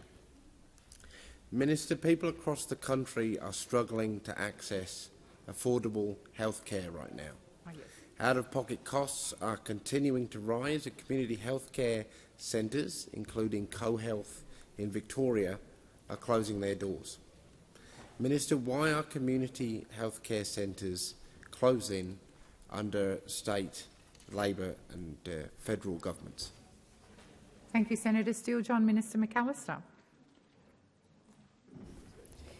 Thanks very much, President, and thank you, Senator Steele-John, for the question, because I'm actually very pleased to speak about the approach that this government is taking to restoring the strength and the availability of Medicare-funded services, because I think, as everyone in this chamber will understand, it was a key focus for us in the last term of government, and it is an even bigger focus for us this time.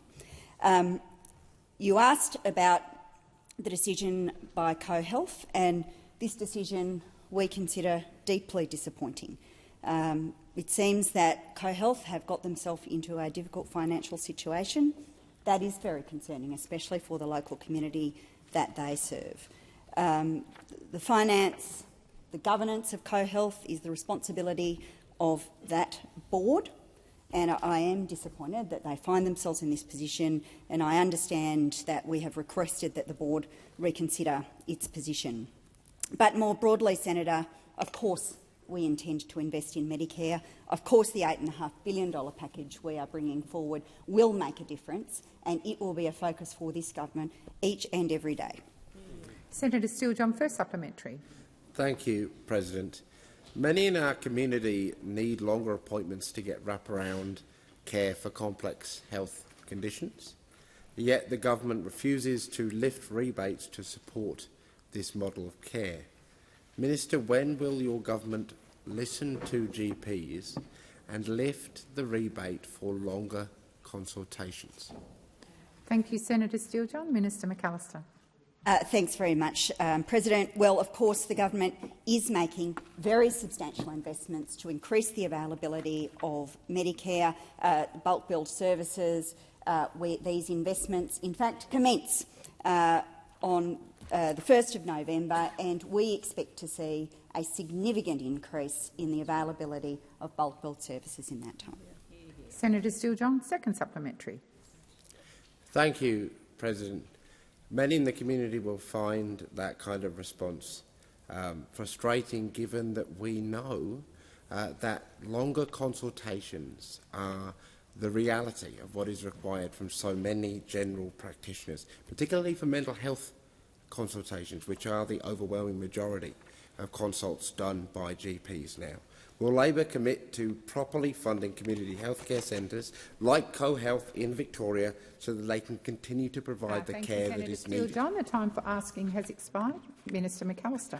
Thank you, President, and thank you, Senator. As I indicated in my response to your primary question, increasing the availability of bulk billed services and improving the access of Australians to universal health care is a core focus for this government. And very important initiatives commence on the 1st of November. Senator Smith. Yes, President. I seek leave to ask a question on behalf of South Australians regarding the Albanese Labor government's historic women's health package. Is leave granted?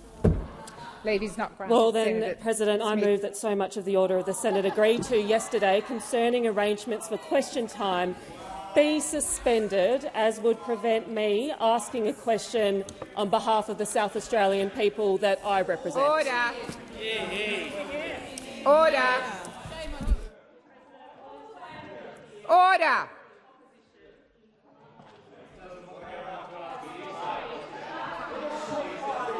Order. Order. Senator Smith, please resume your seat. Senator McGrath, you will withdraw those comments. I withdraw. Thank you. And I remind senators that Senator Smith will be heard in silence. Senator Smith. Yes, please. Thank you. President, we have held 2 Senate inquiries over the last term of Parliament into women's health, an inquiry into menopause and perimenopause and an inquiry into women's health.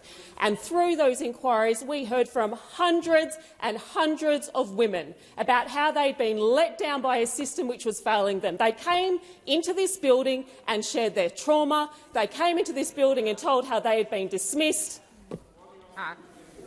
Senator Smith, please resume your seat. Senator Askew. Point of order on relevance. The contribution should be on the urgency and why we need to actually do it, rather than your point. It's not it's standing orders. Senator Smith, it is a suspension to standing orders. It's not.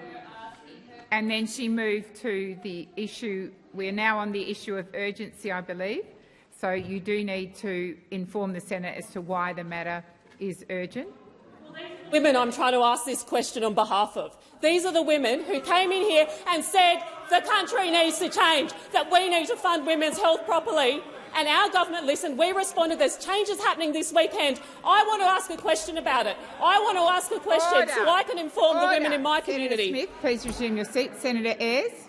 Well, Senator Smith is trying to articulate a position. It is very difficult for her to do that with all of the bellowing that's coming from the fellas over here. I'd ask you to ask them again. I know that you've tried. Ask them again to hear in silence. I am going to remind the Senate once again, particularly those loud voices on my left, that Senator Smith has the right to be heard in silence. If you don't wish to participate in the debate, you are free to leave the chamber. But you will listen and not interject. Senator Smith. There are important changes happening this weekend which my community deserves to know about. I started my day on radio in regional South Australia to spread the word of those changes. I have a democratic right as well. The only person who has a democratic... Once again,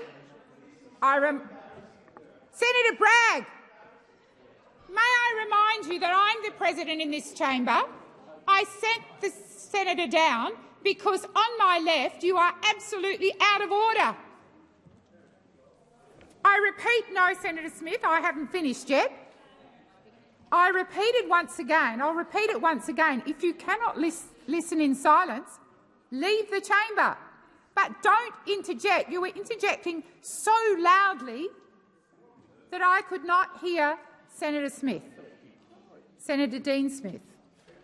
President, Senator M. Smith's position ignores the fact that the government has already had 3. Senator Smith, resume your seat. Quite frankly, order. Order.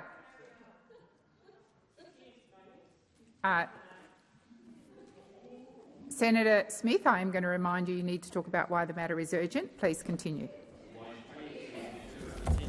Well, President, it's urgent because there are 19 non-executive members of this chamber who are now having their right to ask questions in this place curtailed. It's 19 members of this chamber who have come in here today asking questions of the utmost seriousness, asking questions on the Racial Discrimination Act, asking questions on— Senator Smith, once again, I'm going to call you to order.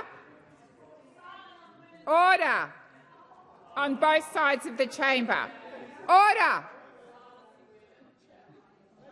Well, Senator McKenzie, quite frankly, I wish you'd take your own advice on that interjection. Minister Watt.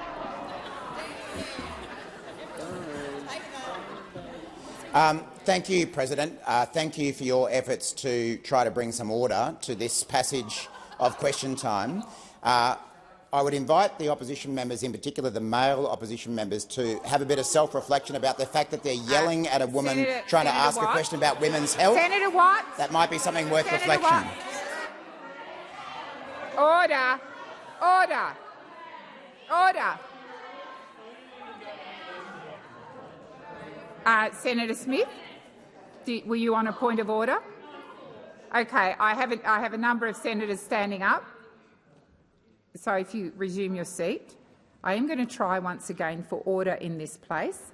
I had Senator Patterson and Senator Henderson stand. I don't know which one of you stood first, but perhaps because you're on the front bench, Senator Patterson, I'll entertain your presuming it's a point of order and not a statement.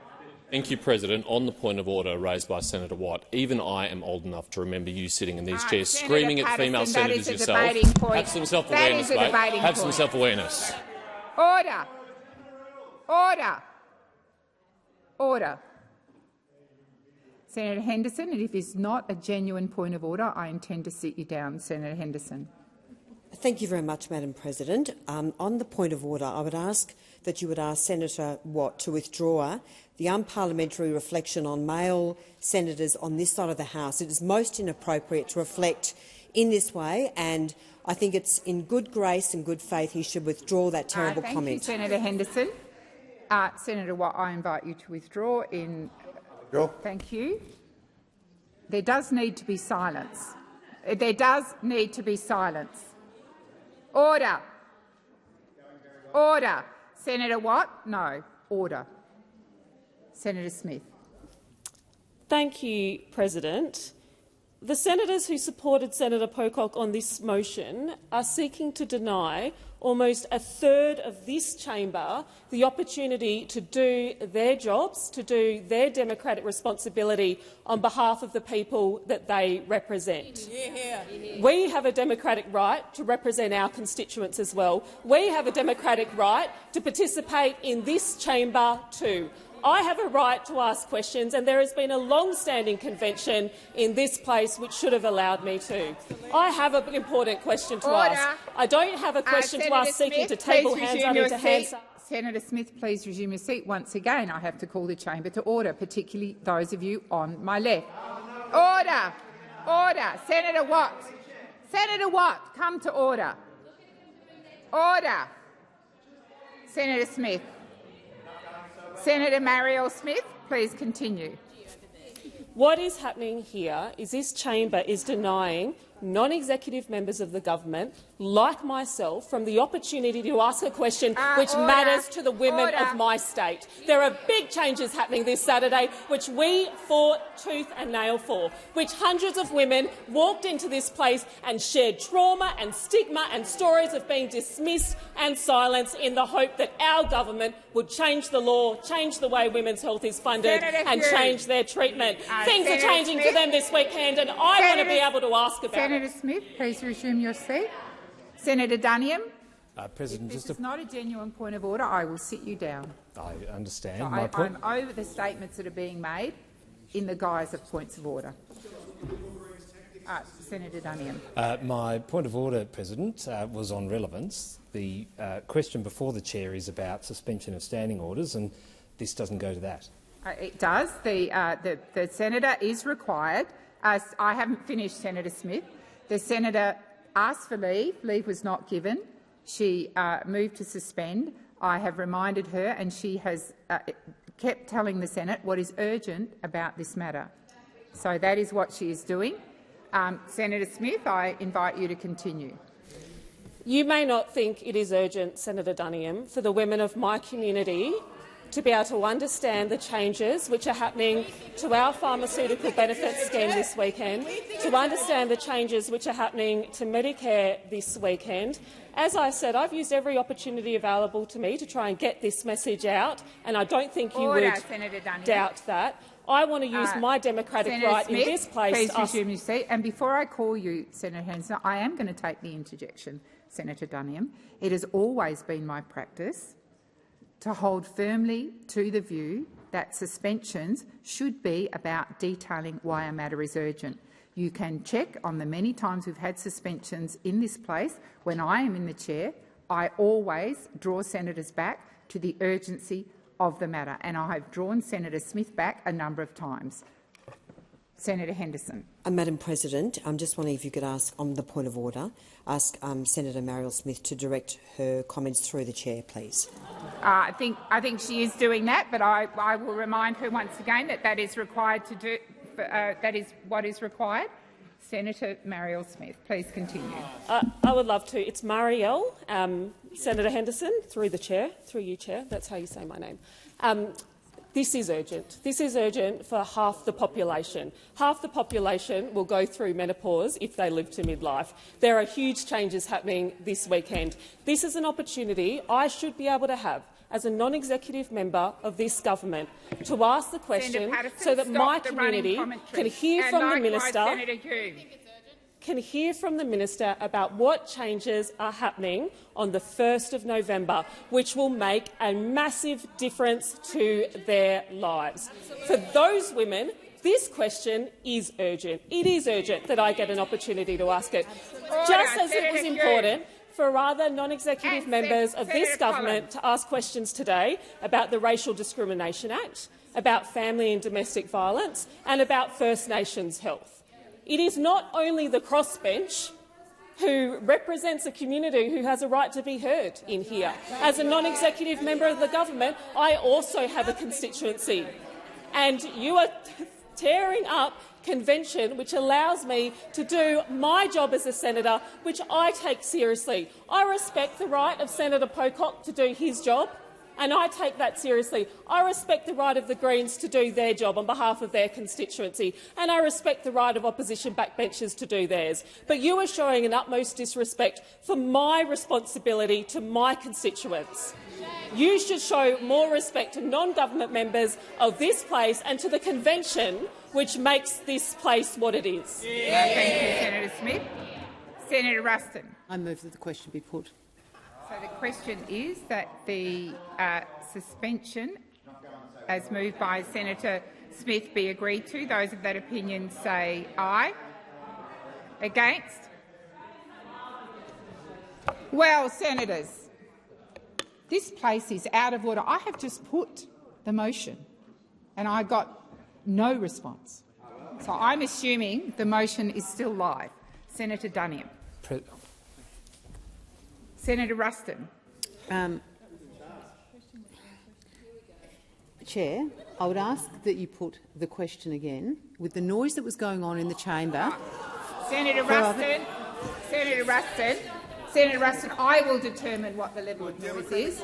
If people were paying attention, they could have heard me. So the question is that the question be put. Those of that opinion say aye. Aye. Against? I believe the ayes have it.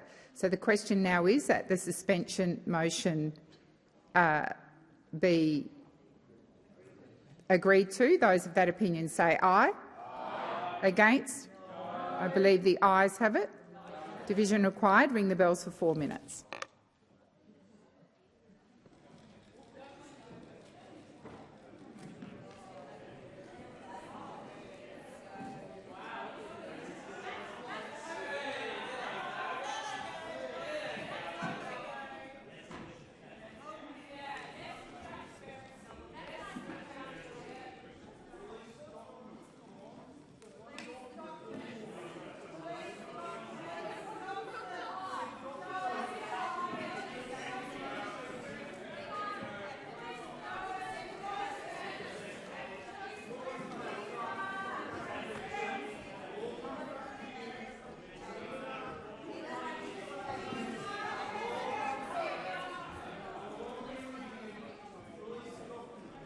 across the chamber.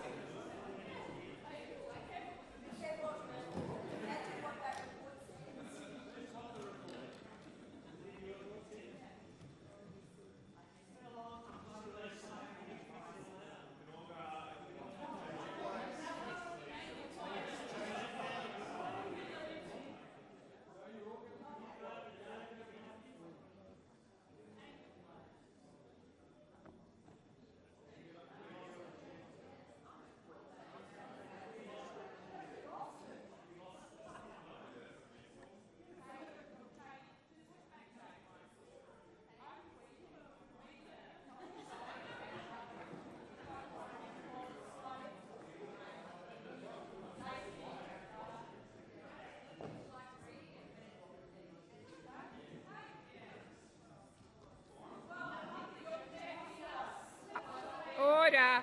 Order. Order.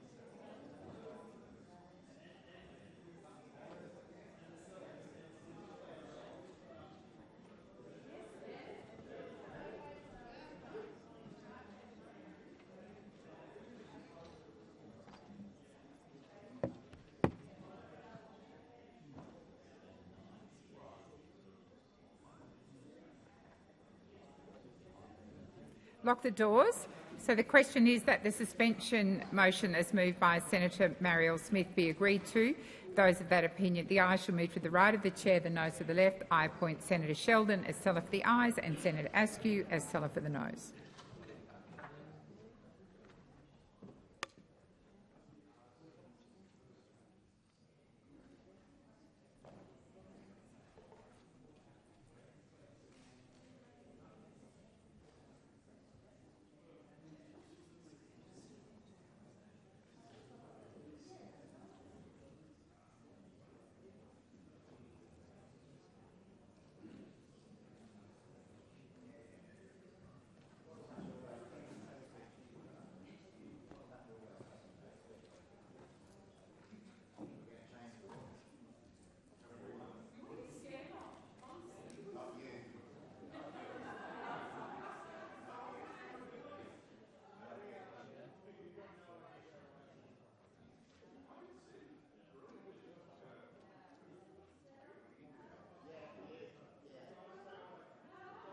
Order.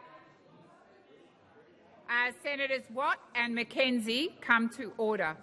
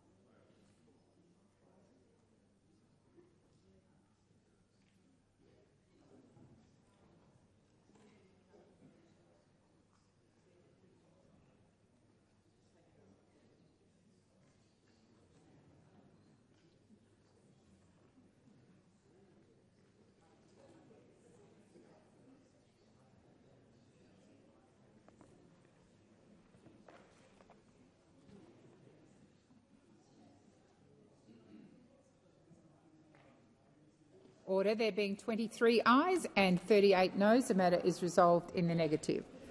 Senator Dean Smith. Thank you, President. My question is to the Minister representing the Minister for Climate Change and Energy, Senator Ayres. Minister, the Albanese government's National Climate Risk Assessment report claims that losses in Australian property values are estimated to increase to $611 billion by 2050 and could increase to $770 billion by 2090. During the recent Senate estimates, officials confirmed that these numbers, drawn from the 2019 Climate Council report, were not independently verified before being included in the government's assessment. Does Labor still stand by the claim, also made in the 2019 Climate Council report and contained in the Climate Risk Assessment report, that Australian property values will fall by up to $571 billion within the next 5 years, or will you concede this figure is inaccurate and misleading to Australians, yes or no? Thank you, Senator Dean Smith. Minister Ayres. No. Senator Smith, first supplementary.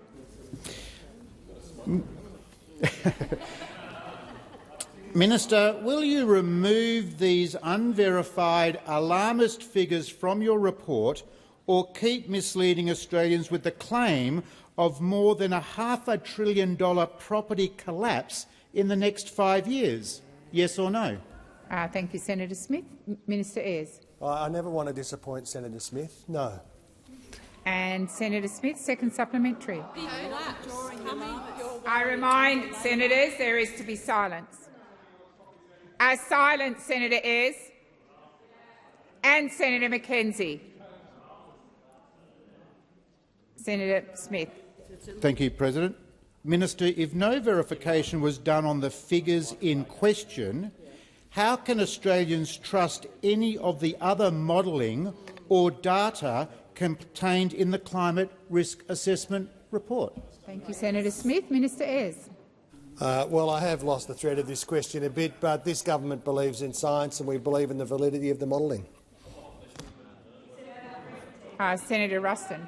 Do you want to end question time or not? No. Okay. I'm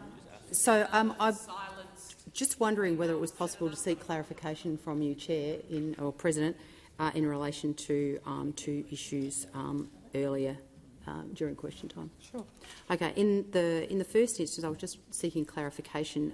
In the first question, primary question asked by myself, and in the second supplementary question, question 3 asked by Senator McKenzie, you indicated that you believed that the questions were outside the ministerial responsibility of the minister who was representing the Prime Minister, and I was just wondering if I could seek clarification as to who you believe the question should have been directed to. I think believe is the wrong term to use. Senator Ruston, I sought the advice of the clerk, and I was advised, and I did explain it, perhaps not as clearly when you asked your question, but certainly when Senator McKenzie asked hers, that it is not within the portfolio of the ministers in this chamber to make comment on the management of the House of Representatives. So therefore it was outside of their portfolios, and I advised you and Senator McKenzie at the time. I sought the advice of the clerk. On that matter, President, the matter that Senator McKenzie and myself were trying to determine was an action that was taken by the Labor Party, the executive, the government of this country in relation to an action that had been taken in this place. Yesterday afternoon, the Senate made a determination in relation to. I'm seeking clarification, Minister. Yep. Order. Seeking clarification. Senator Ruston, your question went to matters in the House. They went to matters in the House. Yep. Sorry, I'm just seeking clarification, President, as to the matter actually related to an action that took place in this chamber yesterday afternoon. And I'm just wondering if you could give me some direction as to where we would direct that question. And this is the last time I'm going to do it because I have made my decision and you are either dissenting from my decision or you are accepting it. I was very clear that the matter that you were referring to was about the management of the House. It's irrelevant where a motion may or may not have been passed, your question went directly to what you allege were threats made in the House. That is what I responded to. On the advice of the clerk, it is outside of the portfolio. Now, I've answered the question. If you have further questions, I would invite you to write to me. Thank you very much. And on the second point that I was seeking clarification, I was just wondering if you would give us some direction about what the practice that you're going to adopt in terms of the order of the call. It's been practiced that the order of the call is provided to the chair, which I believe was provided at the start of question time, whether you intend for the practice in question time, particularly as it relates to questions 11 to 15, what was the practice that you are going to adopt in this chamber? Senator Russell, I'm not quite sure I understand your question. I said at the outset that I informed the chamber. Don't argue with me. If you're seeking clarification, it's actually your turn to listen. I informed the chamber when we got to question 11 that I had received an email from the government setting out the order, and that I had assumed that that order was agreed to by the chamber. I have not participated, nor is it my role to participate in debates or discussions across the chamber. I was given the order by the government, and that's the order that I went to, and there were no objections, so I'm assuming the order I got was to the satisfaction of the chamber. Senator Mulholland. I seek leave to ask a question on behalf of Queenslanders regarding the Albanese government's commitment to net zero. Granted. Senator Kovacic, I've called Senator Mulholland. I do believe the call is mine to make. I've made it. Senator Kovacic, please resume your seat. Senator Mulholland is seeking leave. You don't need to seek leave, just ask the question. Senator Mulholland, leave is denied. My regarding the Minister, representing the Minister for Climate Change and Energy, Senator Ayres. Order across the chamber. How does the Albanese government's real action on climate change Senator impact? Mulholland, you were seeking leave. Sure. Leave has been denied. Just ask.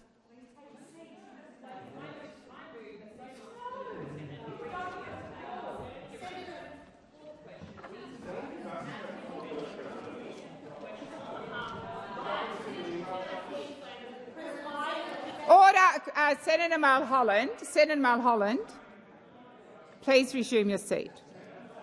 Senator Kovacic, take your seat. I have made my call. It is not up for debating. I have given the call to Senator Mulholland. There's not a debate about this. Please, you can either continue standing, but I'm not giving you the call. I've not given you the call. Senator McGrath, I've asked the senator to resume her seat. No, Senator McGrath. Senator McGrath, resume your seat. Resume your seat. Resume your seat. Senator Kovacic, if you have a point of order at this point, but you have been standing and making a claim that you stood before Senator Mulholland, so I'm not engaging on that point of order. I've made my decision, but if you have a further point of order, I will entertain that point of order. Thank you. Thank you, Senator Kovacic. Stand on what basis, given what you have just noted in terms of the agreed list for questions, I'm not permitted to ask my question given I'm next on the list? Senator Kovacic, I have a list that has 15 names on it.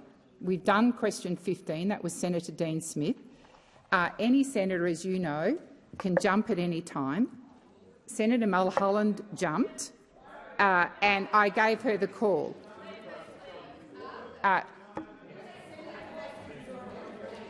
Senator Kovacic, that may be your view. It's not my view. I've given Senator Mulholland the call. She is in the process, I think, of moving a suspension, so please resume your seat. Thank you. It's so much that of the order of the Senate agreed to yesterday concerning arrangements for question time be suspended, as would prevent me asking a question on behalf of Queenslanders. Those opposite have been an absolute rabble this week, President, an absolute rabble.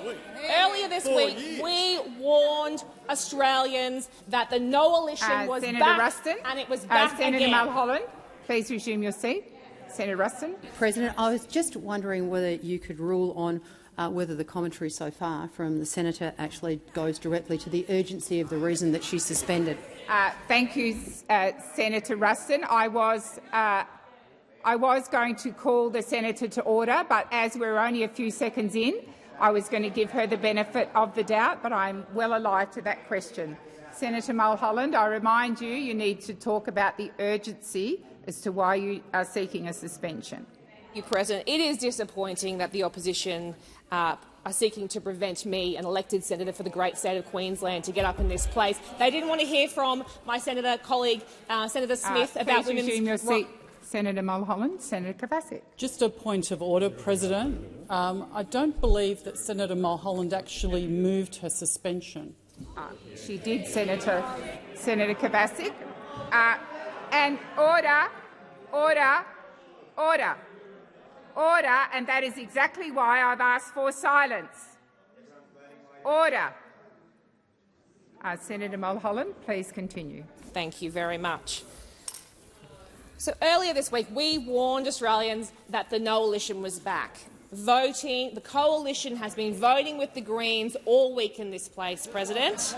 All week. And so they were so far off the reservation, the Greens, they were over here Senator before. Senator Mulholland, please resume your coalition. seat. Senator Mulholland, I will again remind you, you need to be informing the chamber as to why this matter is so urgent that you are seeking to suspend standing orders. Thank you, President. So we saw on Sunday my good colleague Senator Canavan on Insiders breaking from his usual schedule on Sky News, back-to-back interviews on Sky News, to go to Insiders to spread misinformation to the people of Queensland. So it is urgent. Resume your seat. I'll just wait until there's silence, Senator Ruston.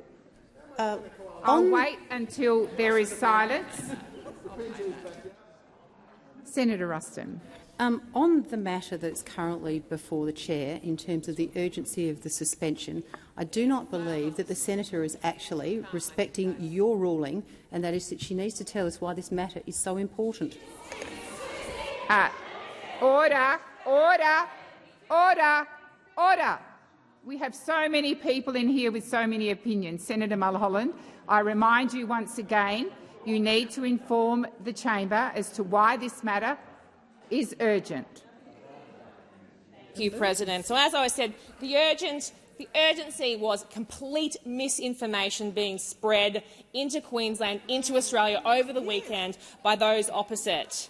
And I'm surprised they don't want to hear it. They've never met a net zero question or motion they don't like to hear about. So I'm surprised they don't want to hear about this one.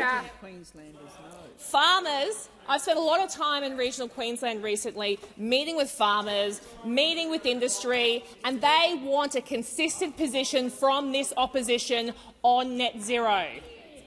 Cane farmers, sugar millers in Mackay, they have been part of the net zero transition. I need to remind you again, you need to inform the chamber as to why your matter is urgent and why you are seeking to suspend standing orders.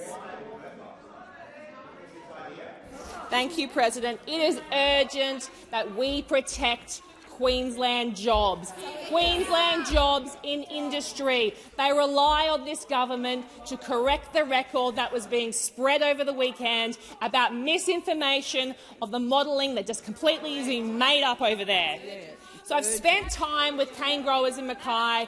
I've spent time with millers. These are people who are not just worried about net zero. They've been leading the pathway. They're not worried about it. They've been leading the pathway on net zero for decades.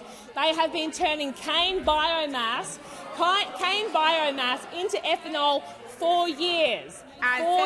Senator Mulholland, I am really struggling to see what is the urgency of your suspension. You need to focus on why you are seeking to suspend standing orders. Senator McKenzie, I might be able to hear a little clearer if you are quiet.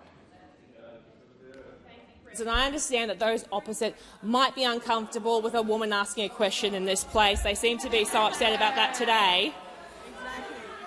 And I know that they want to silence me on this matter. They're trying to silence their own colleagues on this matter. Mr Kennedy, the member for Cook, said I support net zero as a target. Frankly, it's an admirable target. Senator Hume, up the back there, I can see you up the back there. You noted the electorate has told us time and time again. Senator Mulholland, I've now lost count of the times that I have directed you to inform the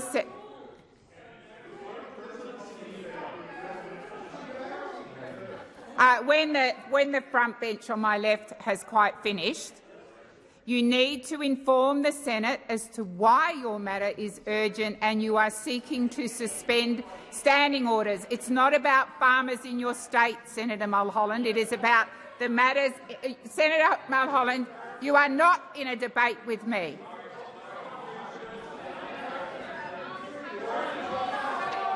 Order. Senator Mulholland, please resume your seat.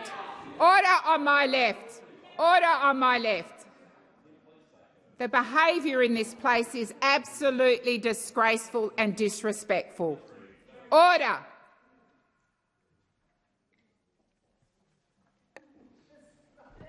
Senator Mulholland, please continue. Thank you, President. Farmers and industry in my state have a right to know. I have a right to ask this question on behalf of them. Please resume your seat.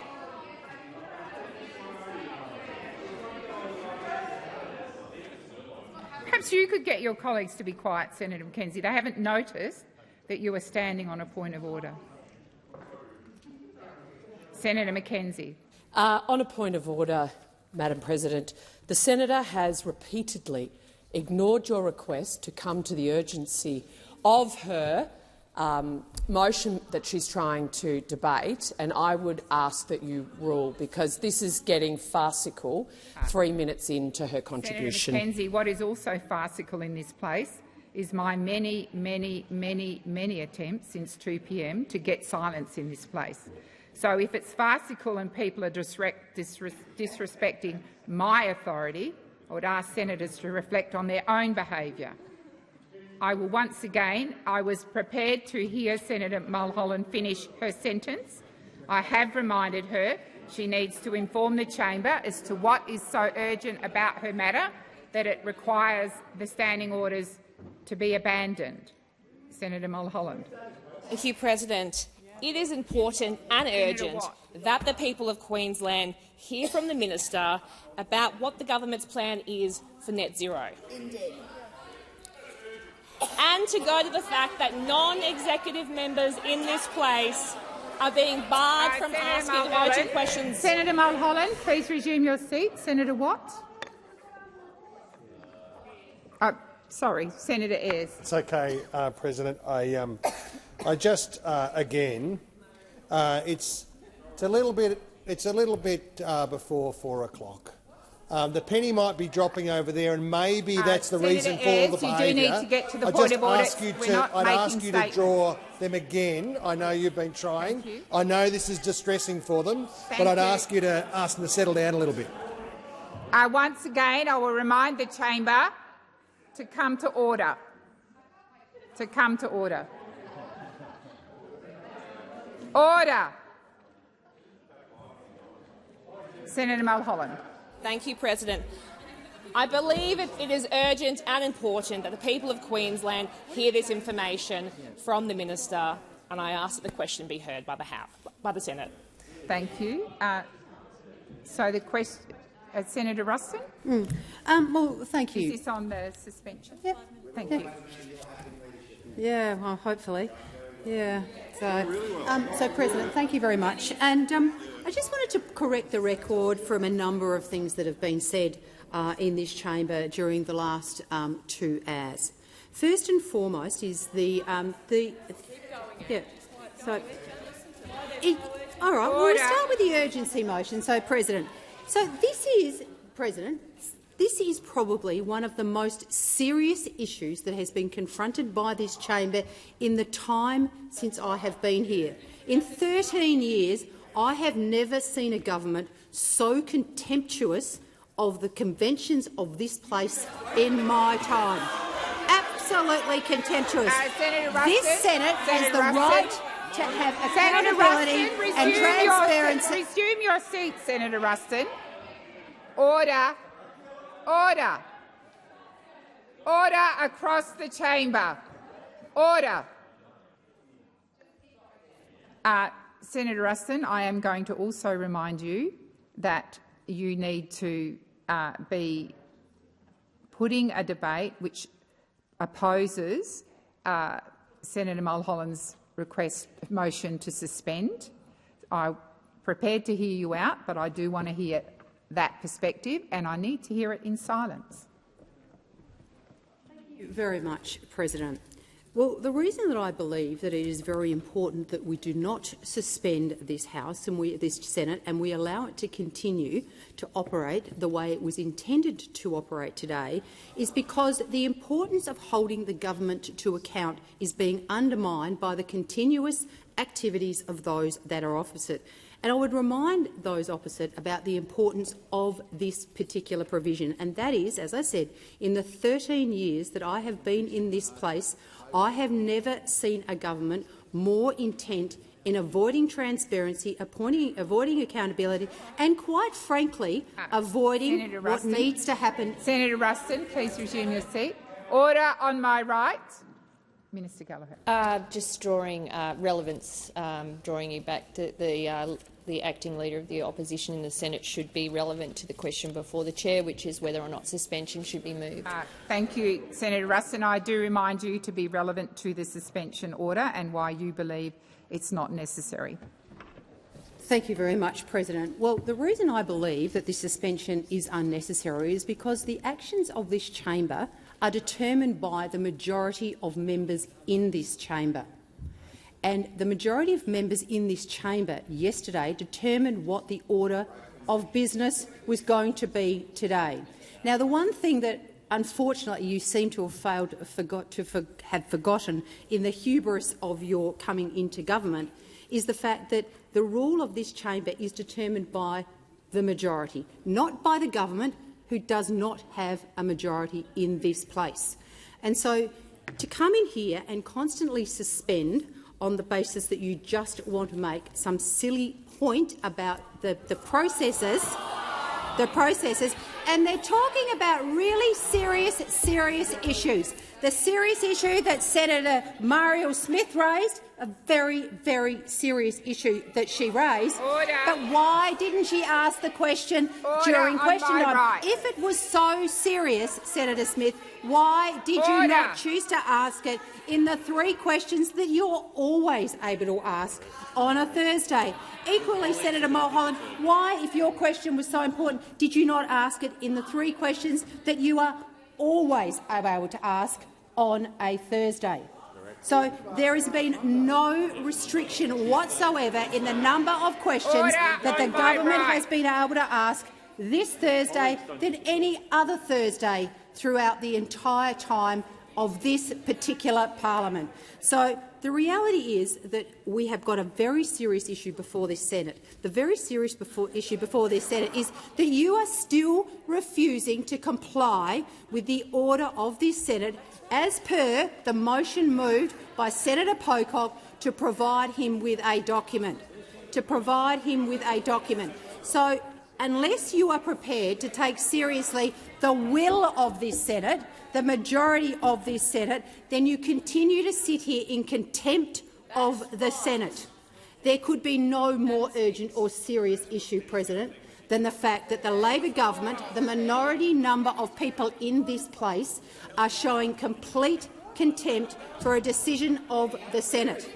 Contempt, absolute contempt, to table the document. So when you actually are prepared to come into this place and honour the greater will of this Senate, the majority of this Senate, when you're prepared to come into this place and actually accept the will of the Senate should prevail, then that will be when we accept the fact that you are not in contempt.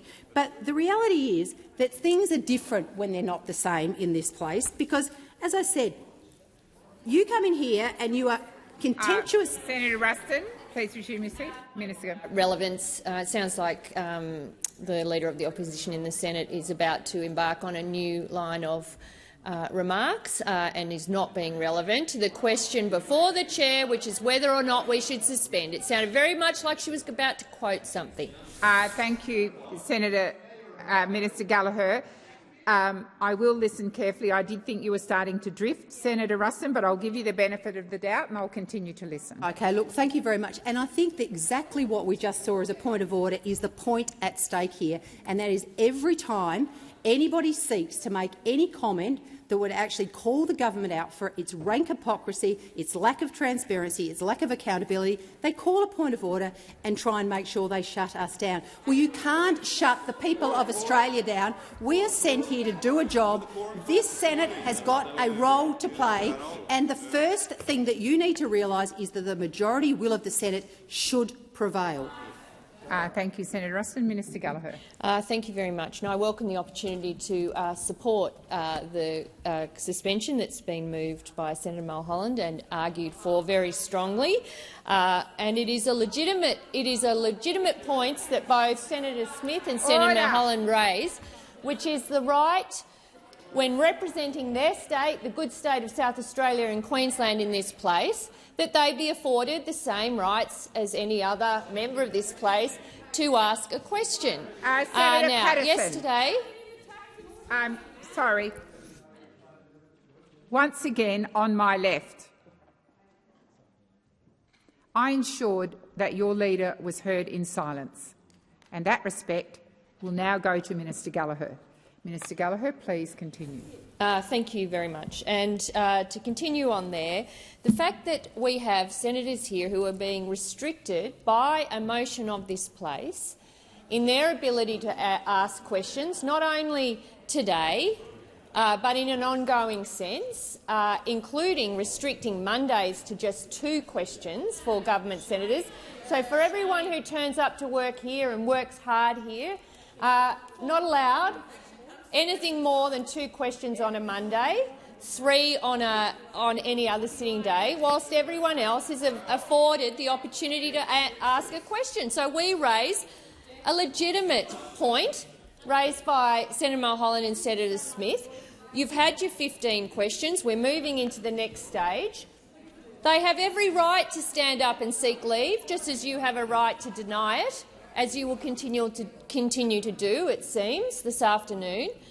But we have a right for our senators to ask questions as well, and we will continue to argue for that through question time. We did not agree and did not support the motion yesterday, and some come in here and talk about convention.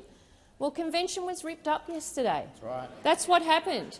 This chamber relies on a level of cooperation because it is a minority chamber. No one has the numbers. It relies on cooperation, and for a large part it does. For most people, they don't see those levels of cooperation because it is done collegiately, just as it is done on committee systems. But yesterday that changed. And of course, we have every right to defend our members of the government, and their right to ask questions through question time, which is what they're seeking to do. And moving a suspension, if that's the only way that will be allowed. Minister Gallagher. Senator Ruston. Maybe you could draw the minister's attention to the fact to explain why it's so urgent. The minister is explaining why it's urgent. Senator Ruston. Minister Gallagher. Senator Ruston, how embarrassing. I just literally said the word suspension when you jumped to your feet and said I wasn't being relevant. I literally said the reason why— Minister Gallagher, please resume your seat. Senator Ruston, is this a point of order? I wasn't talking about the suspension. I was asking you why Senator it's so Ruston, urgent. this is not a debating— we're not in committee stage debating across the chamber, although quite frankly it feels a bit like that. Minister Gallagher, please continue. Yeah, I think Senator Cash might have turned off the live stream by now, but oh God, what have they done? Minister Gallagher, please order.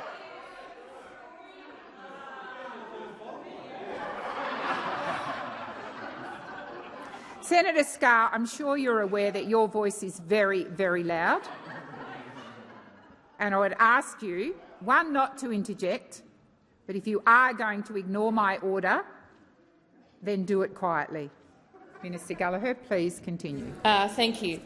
We did not support the motion yesterday, and we didn't support the motion because for as long as I can recall, and we can go back and check, convention has been that the roster for question time has been agreed, as presented by the government, but agreed across the parties, and yesterday that changed. Now, Senator Smith wanted to ask a question on women's health, denied by this chamber. Senator Mulholland wants to ask a question about net zero, denied by this chamber. So we can seek leave, and we will support our members and their right to ask questions. And we will make you deny them leave. And everyone will watch you, this shambles of an opposition that can't even agree on how to handle a bill without requesting it be split. Everyone will watch you and see the shambles that you are and the way that you treat this chamber. That's what they'll see. That is the lesson for this week. And we will support the rights of our team to ask questions, important questions that the people of Australia care about, not waste two questions about themselves, Senator which is how we kicked off this order. question time today. Questions about the economy, questions about women's health, questions about net zero, questions about industry, all across the board, questions about family and domestic violence, about the Racial Discrimination Act, because that's what this government does, focused on the issues that matter to the Australian people, while those opposite focus on themselves, fight themselves, disunity, division, shambles that they are. And we will ensure that our people get treated, our elected representatives get treated with the respect that they deserve, the respect that everyone else in this chamber expects, and their right to ask questions in this chamber. That is what we will do, and we will continue to do it. Senator McKenzie. I rise to speak to the suspension and the urgency of it, I would argue, is severely lacking. I would be calling Minister Collins, the Agriculture Minister, who I'm sure staff will be watching this chamber, to please reach out to Senator Mulholland.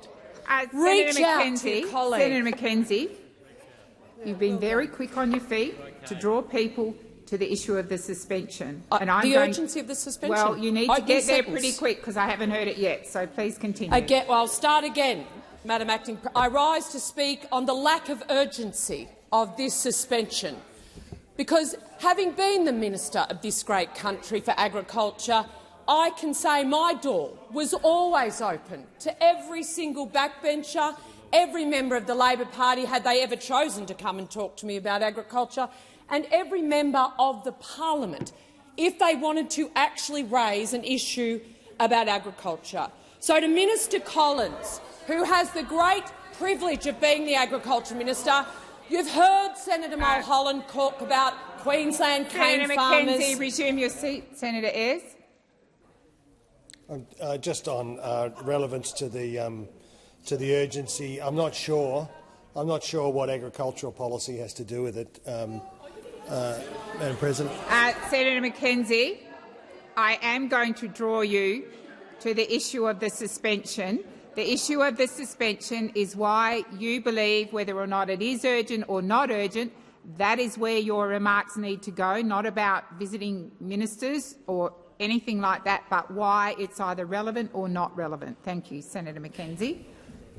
As I understood Senator Mulholland's request for urgency and her question, it was about concern for Queensland cane farmers and other farmers in regional Queensland that she's met, and she had a question that was so urgent she needed to ask today. My response to that is she should actually be able to knock on the door of her own colleague, Minister Collins, and ask the question of her.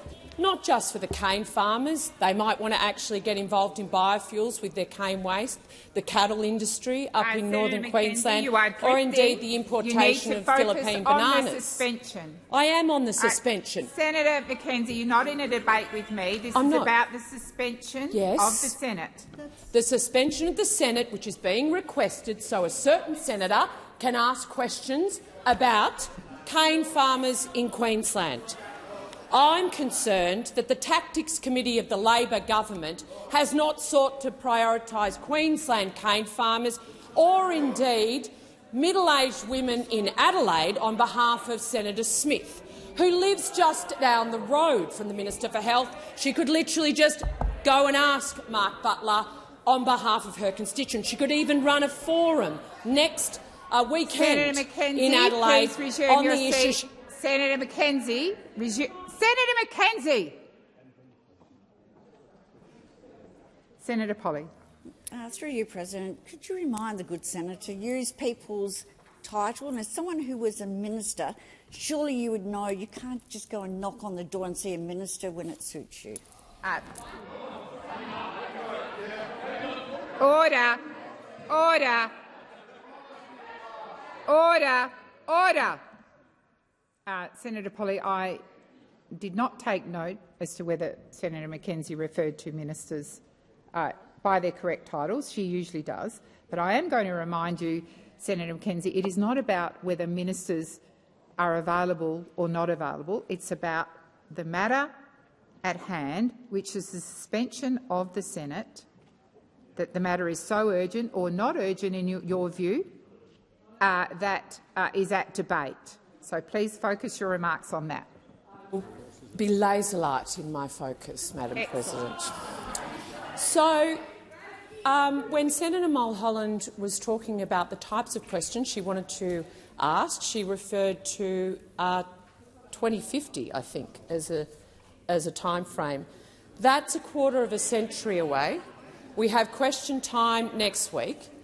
And given it is, if the Labor Party's argument is that it is so urgent, I would argue the Labor Party executive has discerned that it's not urgent, because their own Question Time Tactics Committee put other questions ahead of Senator Mulholland's Queensland farmers, Senator Smith's issues around health. So it is not this chamber's role to do the Tactics Committee decision-making that Senator Gallagher and Senator Farrell are actually in charge of, because what we are concerned about in this chamber is it's not a convention that's being broken. This question time was an order of the Senate, not a convention, an order of the Senate as of yesterday. And you are all in contempt of it because it's not a convention how this question time was meant to be operating on. The executive of this parliament, the executive branch of government of this parliament, is taking unprecedented steps to influence and coerce members of parliament. This chamber is sovereign, right? Sovereign under our constitution. And you might not like the orders of the Senate, but you have to comply with them. I am a former minister that had to comply with an order of the Senate to do something unprecedented, to appear before a Senate committee and answer questions. I respect this chamber, I respect its authority and I respect its sovereignty and my responsibilities, and I did that. The Labor Party's absolute ridiculous response here today has shown they are not up for being accountable and transparent as a government. They don't want to release documents. They don't want to be subjected to FOIs. They don't want their ministers to turn up and make explanations. Off the point again. It's about the suspension. The unprecedented action that this chamber took yesterday to change the way question time— Thank you, Senator McKenzie. Minister Ayres. Thanks, President. Well, I would argue that the motion is urgent. It is urgent because it's important. It's urgent because it's important, and it's important because it goes to a series of questions that go to the question that the senator was proposing to ask itself. It goes to materially to the urgency of that question. It goes to the rights of senators, particularly backbench senators in this Senate, 19 of them, who yesterday's resolution would disenfranchise entirely by deliberate design from a majority resolution of this Senate. And it's important and it's urgent because it goes to the conventions and the kind of modes of behaviour and the modes of operation that a minority chamber demands. That's why it's important and it's urgent. Senator Mackenzie, come to order. I can tell you that in addition to that, it is urgent because what it does is exposes the lack of judgment, the lack of political judgment, the lack of interest in the democratic institutions that are engaged, the democratic principles that are engaged in this place. It is not a majority chamber. It is a chamber where there are a series of parties, none of whom commands a majority themselves. And what that means is that conventions really, really matter. That conventions really matter. And that if you adopt an approach, which is all about trying to impose by majority will on the chamber, to exclude people. Minister Ayres, please resume your seat. Senator Ruston. On a point of order, or perhaps maybe you could ask for a point of clarification. Enforce the majority view. I was wondering if Minister Senator Ruston, you know very well that's a debating point. Well, please resume your seat. Please resume your seat. Senator Ayres. And fundamentally, what has been exposed this afternoon is the lack of judgment of those opposite, the self-absorption of those, those opposite. Minister, right, I've got two of you on your feet. Senator Mackenzie.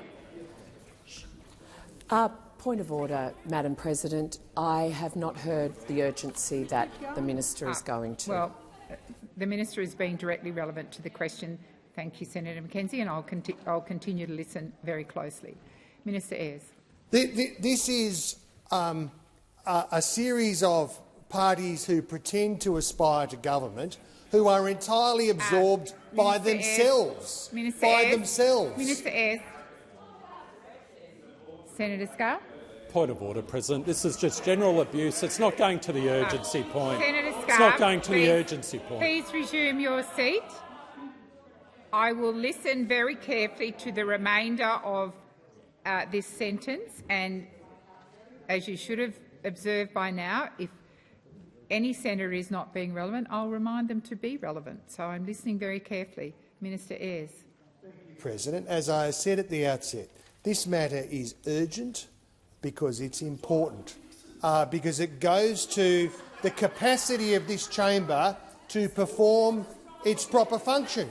And there have been some assertions made in this debate. I was listening to Senator Mackenzie talking about the sovereign role of this chamber, and I was reminded of a question that was asked by one of the senators from One Nation, or a contribution earlier, where he quoted— Senators. Minister Ayres, just resume your seat. I've got Senator Scarr on his feet. Senator Scarr. And again, Senator Ayres is now drifting off to questions asked by One Nation. It doesn't go to the urgency in relation to the matter before the President. Senator Scarr, Minister Ayres started off, if you were listening, by referring to a point in the debate, that a contribution that Senator Mackenzie made, which was directly relevant. He has just, as you've indicated, mentioned One Nation. If that is not relevant, I will draw him to the point. But he is being relevant, and give me an opportunity to hear the rest of his contribution. Minister Ayres. The senator referred to a constituent who he alleged name was Carlos Montoya. I just refer Senator Mackenzie to the immortal words of Inigo Montoya, who said in A Princess's Bride, "You keep using that word. I do not think it means what you think it means." That is the wrong approach. Resume your seat. You are not being relevant to the suspension. Senator Henderson.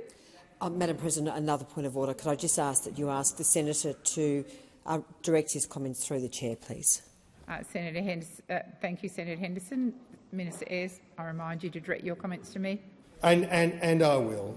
I simply think that, as I indicated, this matter has some importance. It is urgent that it is dealt with this afternoon. I'm entitled, absolutely, to respond to the contentions that have been made by others in this debate. We will continue to be here, available to answer questions all afternoon, all night. We will be here all through next week answering questions, and on that basis I move that the motion be put. Thank you, Senator Ayres. Do you wish me to address the point of order, Senator Scarr? The minister has sat down. President, he's talking about asking questions, answering questions all evening. Senator it's totally Scarr, irrelevant. the minister has now asked that the motion be put, so I'm going to move to that. So the question is that the motion be put. Those of that opinion say aye. Against? I believe the ayes have it. Division required. Ring the bells for 4 minutes.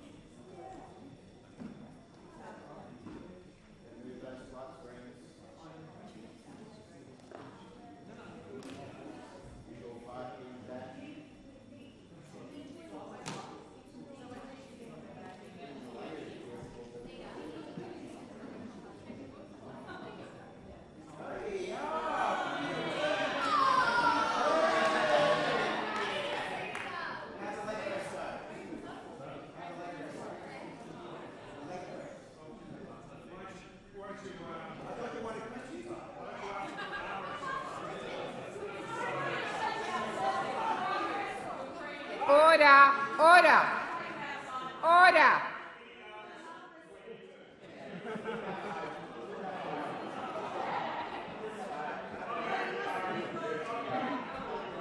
Lock the doors. So the question is that the question be put. The ayes shall move to the right of the chair, the noes to the left. I appoint Senator Sheldon. Oh.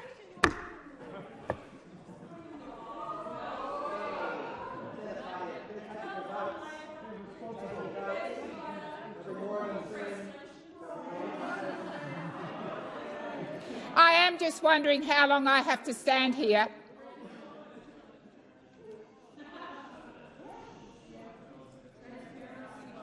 I'll just continue on, Senator McKenzie, because we're all here for your benefit.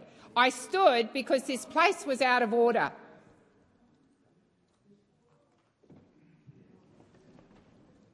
We are adults, and earlier this week we passed a motion about respect. And in the last 2.5 hours, I am really struggling to see that. It is one thing to have a robust debate. It is quite another to ignore me when I call for order.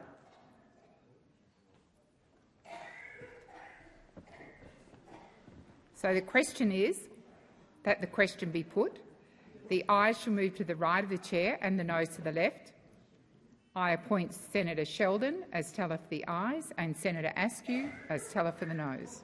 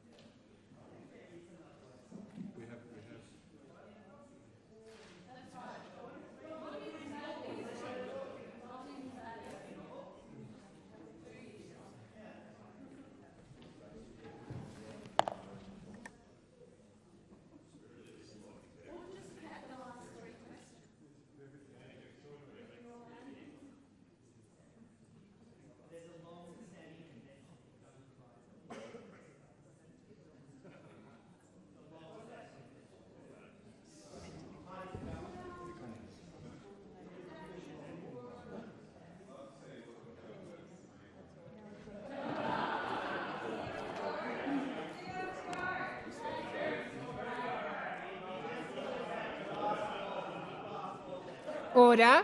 There being 25 ayes and 32 noes, the matter is resolved in the negative. I believe there is 1 minute left. Senator Patterson. Thank you, Acting Deputy President. On the question of urgency— Senator Patterson. Sorry, you're right, President. on the question of urgency, I've got empathy for Senator Mulholland and Senator Smith. We've all been there, government backbencher, hoping to get a question in question time, hoping the Tactics Committee will pick our question. But sometimes we don't get our question up. And that can be frustrating, that can be disappointing. But when you're upset about that, when you're angry about that, you've got to direct your frustration to the right place. Because the people who decide who gets to ask the questions that you're allocated is not the chamber, is not the opposition, it's not the crossbench, it's not even the Greens. It's your own Tactics Committee. It's your own leadership. If your colleagues agreed with you that your questions were genuinely urgent, they would have given you one of the many questions that you could have asked this week, one of the 3 questions that you had this week. And as touched as I am by your efforts to fight for the ancient right to ask fixers, they're not convincing anyone. Senator Kovacic. I'm ready for my question. Thank you.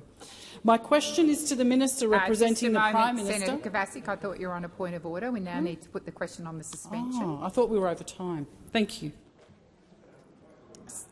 So the question is that the motion to suspend be agreed to. That's a motion moved by Senator Mulholland. Those of that opinion say aye. Aye.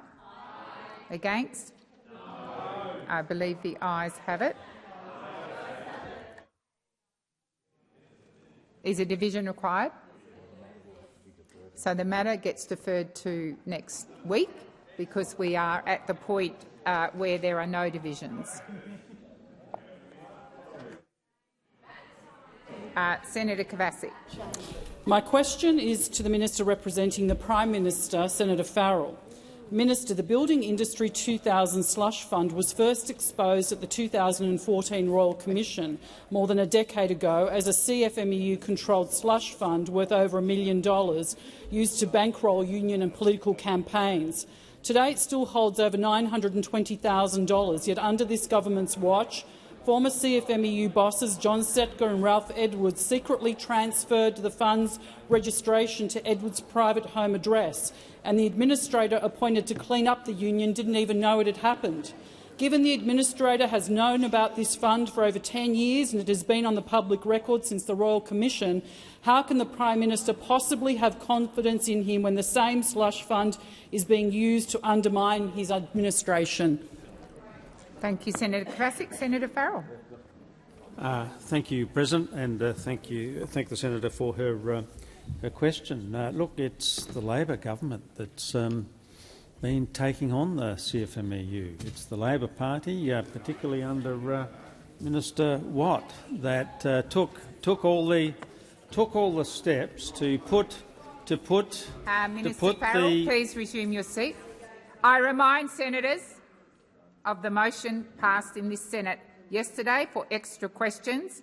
As I said at the onset of question 11, these questions will be heard in silence. If you can't maintain your silence, please leave the Senate. Minister Farrell, please continue. Thank you, President, and thank you for that protection. Look, it's this Labor government that has been taking the action against the rogue CFMEU. You had all these organisations in place to try and deal with it, and none of them did the job. It's the Labor government. It's the Labor government led by Prime Minister Albanese, and I'll point out that it was Prime Minister Albanese who expelled John Setker from the Labor Party. Not only have we taken action against the union, we've taken against the— which part of my request for silence did you not understand? So I totally reject the premise of your question, Senator. This is I've mentioned before, and I'll say it again. This is an action government. This is an action government. Where we see a problem, we act. Minister Farrell, please resume your seat. Senator McKenzie. On a point of order, direct relevance, Madam President, the Minister hasn't gone anywhere near the fund that the senator mentioned in her question. He knows that Premier Malinowskis— That's enough. We're not having statements. The minister is being relevant to the question, and I'll continue to listen carefully. And if he isn't, I will draw him back to the question. Minister Farrell. Are you finished? Senator Kavasic, first supplementary. Thank you. There was no answer to my initial question. However, Minister, if the administrator didn't even know this transfer had occurred, how can Australians have any confidence that he is in control or that Minister Rishworth is? Does the Prime Minister still have confidence in his minister, given that she doesn't know what's happening under her watch, or she simply does not care? Thank you, Senator Kavasic. Minister Farrell. Thank you, President, and thank Senator Kavasic for her first supplementary question. I would have no doubt that the Prime Minister has the greatest confidence in Minister Rishworth. I've known Minister Rishworth for a very, very long time. I also have the greatest of confidence in her. If anybody can deal with the issues of corruption and other issues in the CFMEU, it will be Minister Rishworth. She's full bottle on all of these issues, and I think she's absolutely the perfect person to be taking it up to the CFMEU, and she will get to the bottom of all of these things, have no doubt. Thank you, Minister. The time for answering has expired. Senator Kavasic, second supplementary. Can the minister confirm that Mr Zack Smith is still a member of the ALP National Executive? Senator Kavasic, I believe that is not a portfolio question. That goes to party machinery. But I would invite the minister, Senator Kavasic, I would invite the minister to respond in whatever way he thinks is appropriate. Minister Farrell. Thank you, President. Look, I don't know, but I'll find out for you. Thank you, Minister. Senator Farrell. I'll beg your pardon. Sorry, Senator Kavasic. I think you've got a second supplementary. No, you're finished. Senator Sheldon. I seek leave to ask a question on behalf of the State of New South Wales regarding smelting in the Australian manufacturing sector. Is leave granted? Leave is not granted. Senator Sheldon. Oh, Senator Ananda Raja. Thank you, President. I seek leave to ask a question on behalf of the State of Victoria regarding the Pharmaceutical Benefits Scheme. Is leave granted? Leave is not granted. Senator Ananda Raja. Senator Ruston. Thank you.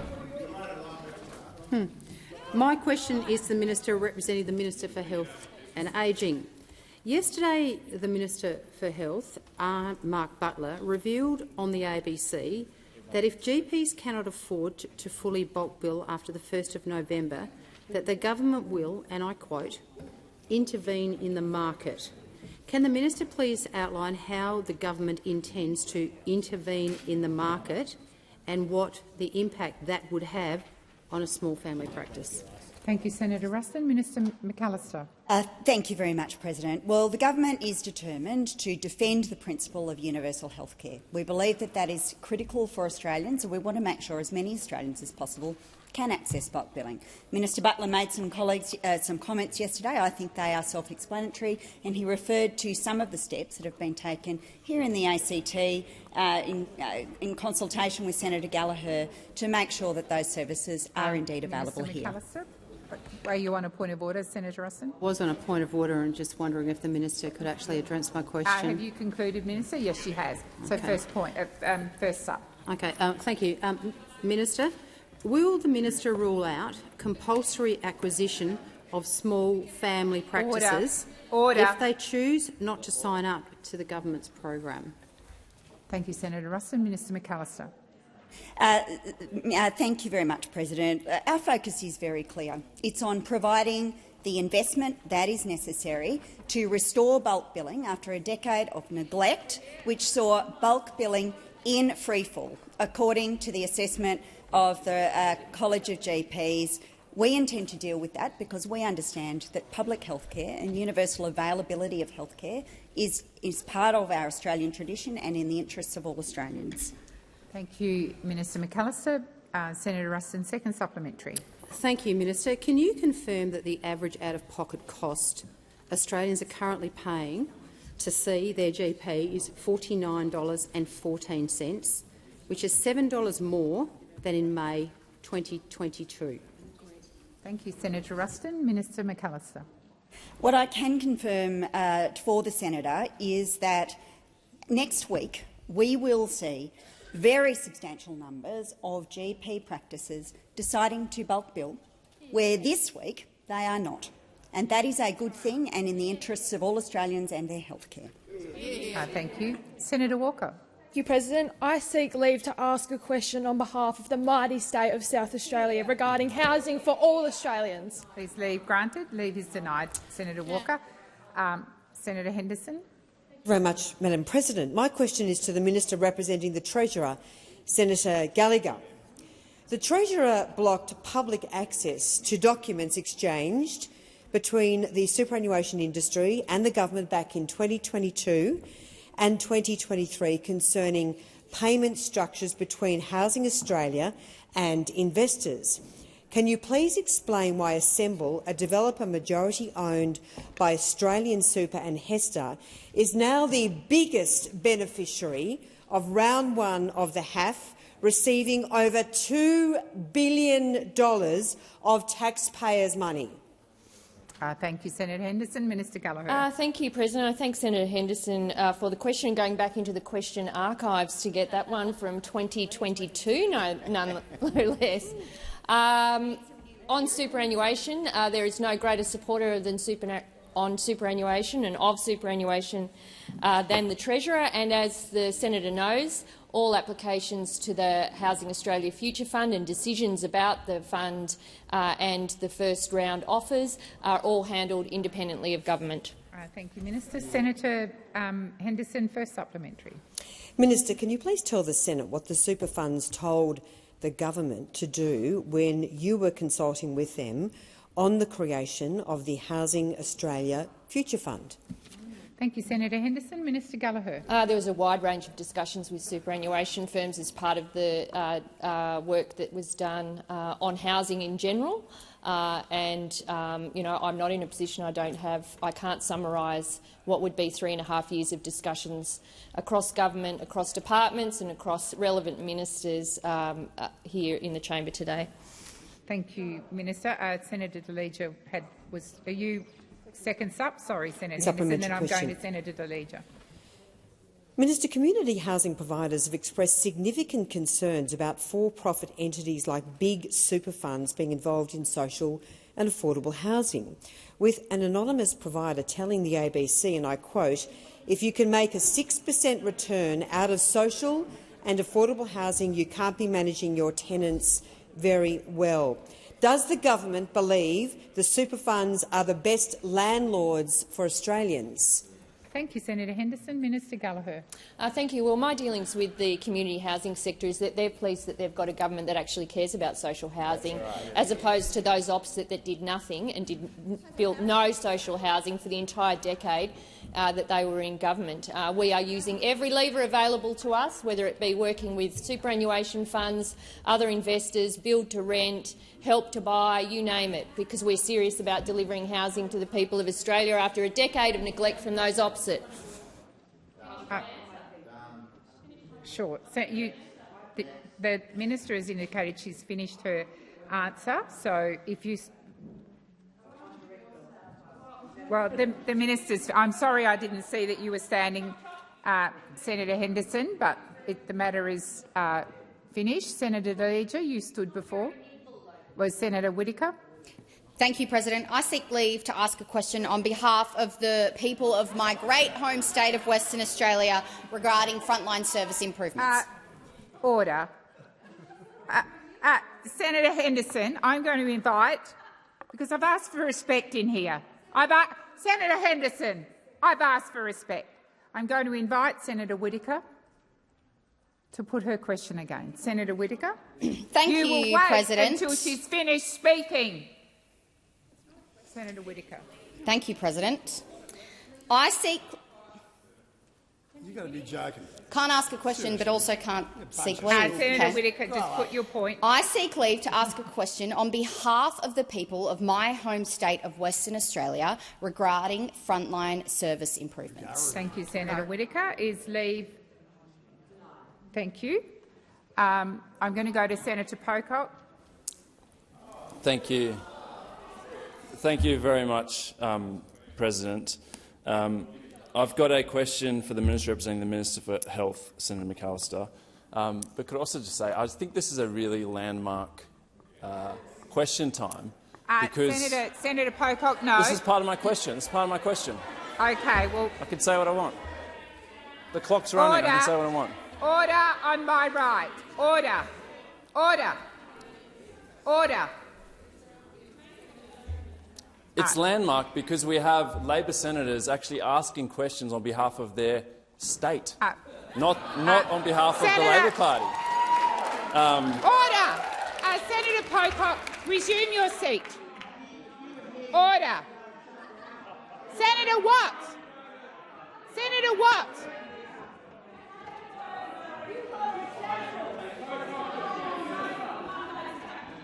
In your own time, Senator McKenzie.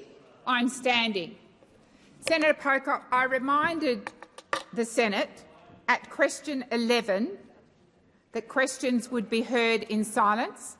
I have reminded the Senate most of the afternoon that I want respect in this place, in line with the motion that we moved earlier in the week. You stood up to ask a question and you had to have a go. So if you have a question, ask it of Minister McAllister as you outlined.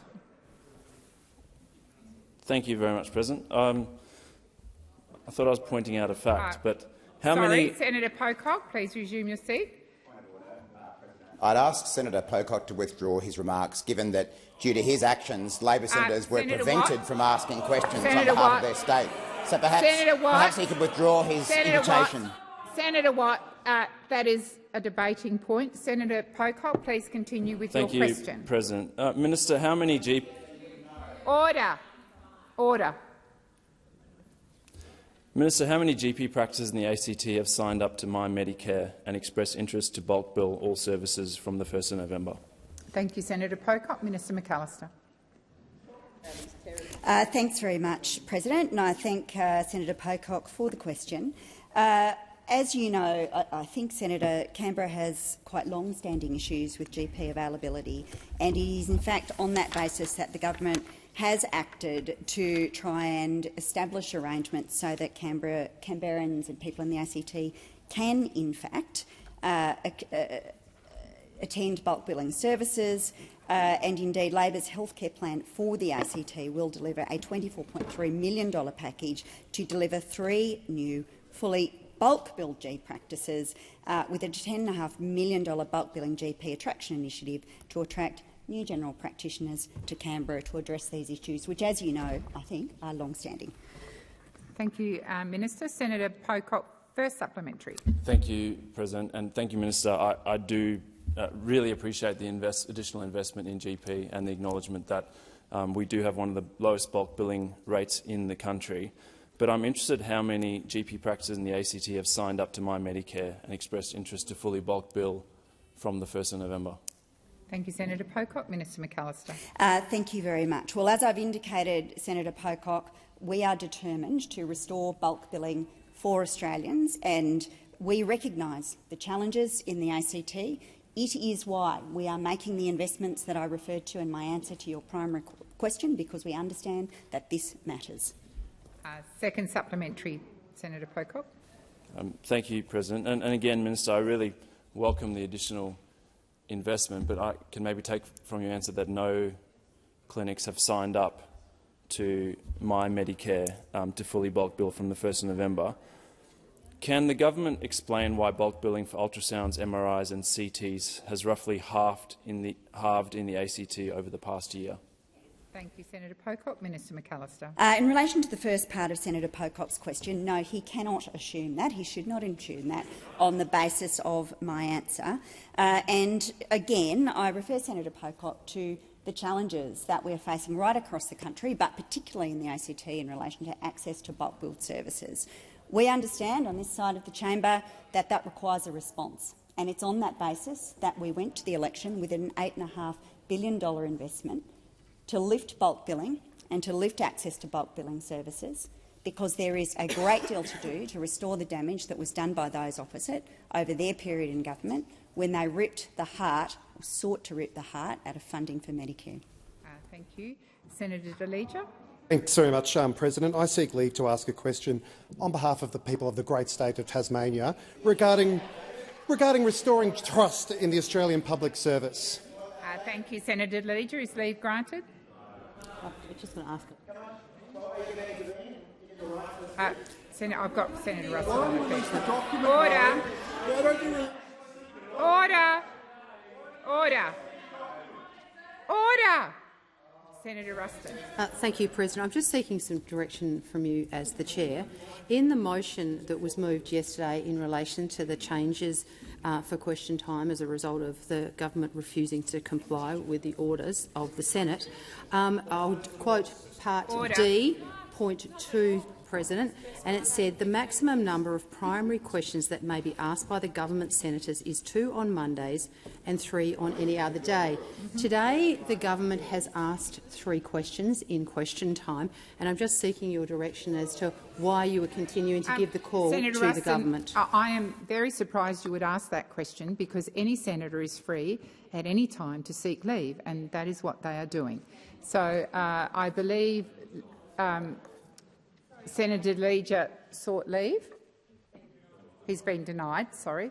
I'm now going to Minister Gallagher. I seek leave to move a motion that the Senate does not adjourn until the Leader of the Government in the Senate asks that further questions be placed on notice. Is leave granted? Leave is not granted, Minister Gallagher. I'm going to give the call to Senator Henderson. I remind senators, order, order, order, order across the chamber. Order. I've got Senator Hanson-Young on her feet. I remind senators that I said at question 11 there would be silence, and that I remind senators of the motion we passed earlier in the week about respect. I don't mind robust debate. That is what we are here for, but it will be respectful, and that includes not interjecting across the chamber. And when I ask for order, you need to come to order. Senator Hanson-Young. Thank you, President. I seek leave to give a notice of motion, and I just the reason I'm asking for this, President, if I could just let you know, is that I would like to get this motion, give notice of this motion before 5:30, given that's the adjournment date. And earlier today there was a confusion over the timing of when notice of motions was called, and I would like to be able to give a notice of motion for another day.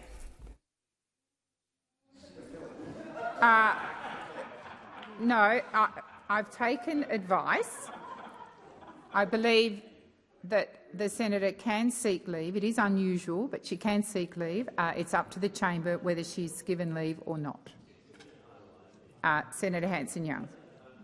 Have I been given leave? Yes. Okay. Thank you. On the next day of sitting, I will move a motion relating to the hearing dates for the Environment and Communications Legislation Committee. Thank you, Senator Hanson-Young. Senator Patterson. Thank you, President. My question is to the Minister representing the Treasurer, Senator Gallagher.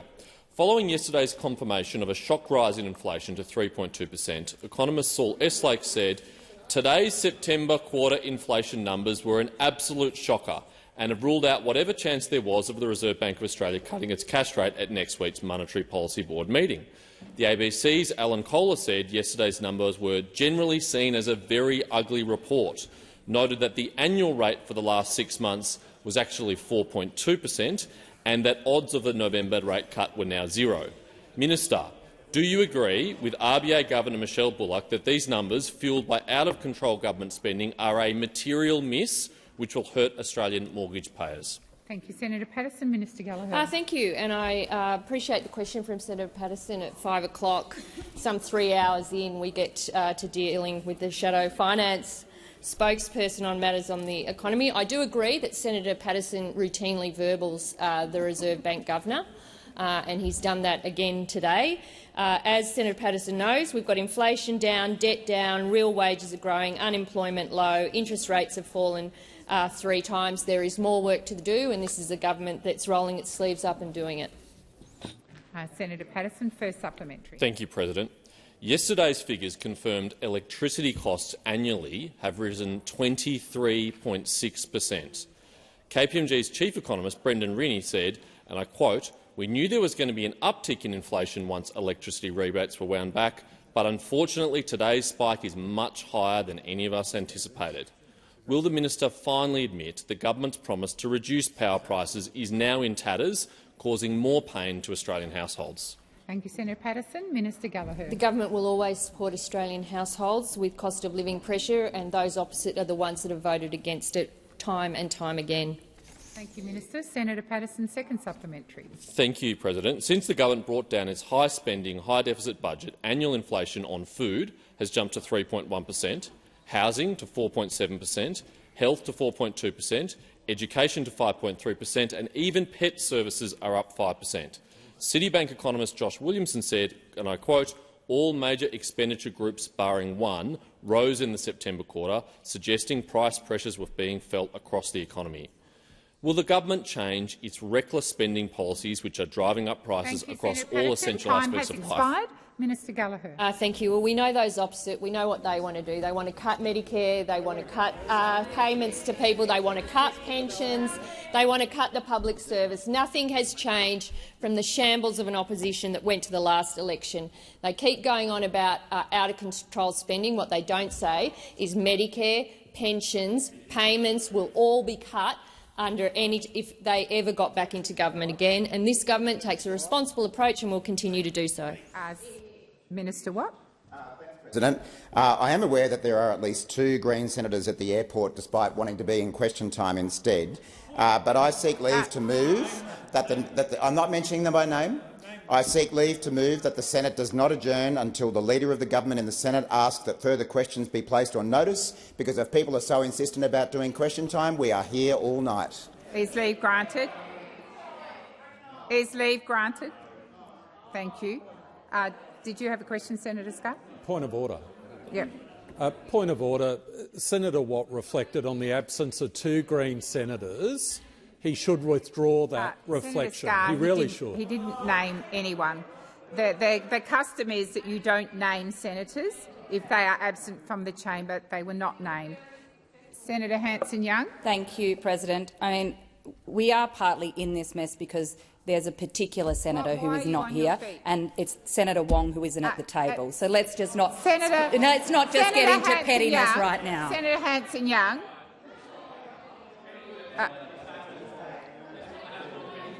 Order. Order.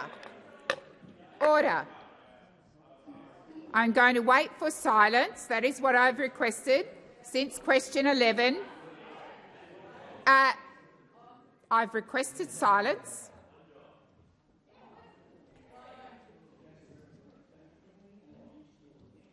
Seriously. Senator Ruston, which bit did you miss? I've requested silence. I'm waiting for it. Senator Ruston. Senator Ruston. Just wondering if you might ask Senator Steele to withdraw. Well, I didn't hear what was said. Thank you, Senator Shoebridge. If I need your intervention, I will ask for it. Senator Steele, I'm sure, will withdraw. President, I certainly will. There was a number of things I said, but I'll withdraw the whole lot. Thank you.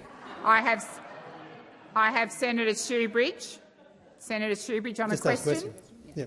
Oh, thanks, President. My question is to the Minister representing the Minister for Defence. Minister, as highlighted in Crikey today, your government decided to breach the standard payment terms of 30 days to rush through a $798 million payment to the US under AUKUS in May.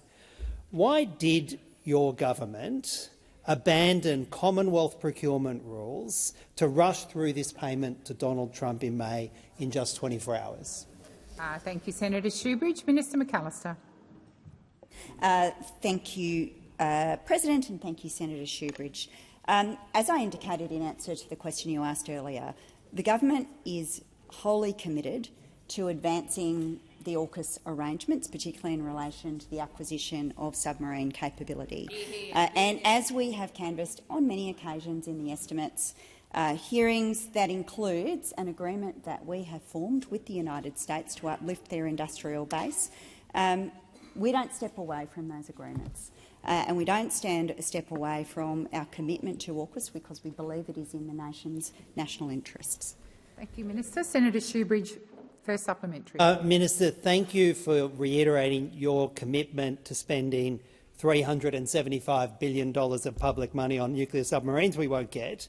But could you please answer the question as to why your government, in this case the Australian Submarine Agency, decided to breach Commonwealth procurement rules to rush a $798 million payment through to Donald Trump in just 24 hours? Thank you, Senator Shoebridge. Minister McAllister. Thank you, President. Well, the schedule of payments and the fact of those is well established and well understood as part of the arrangements with the United States, and indeed we have arrangements with the United Kingdom as part of the AUKUS framework overall.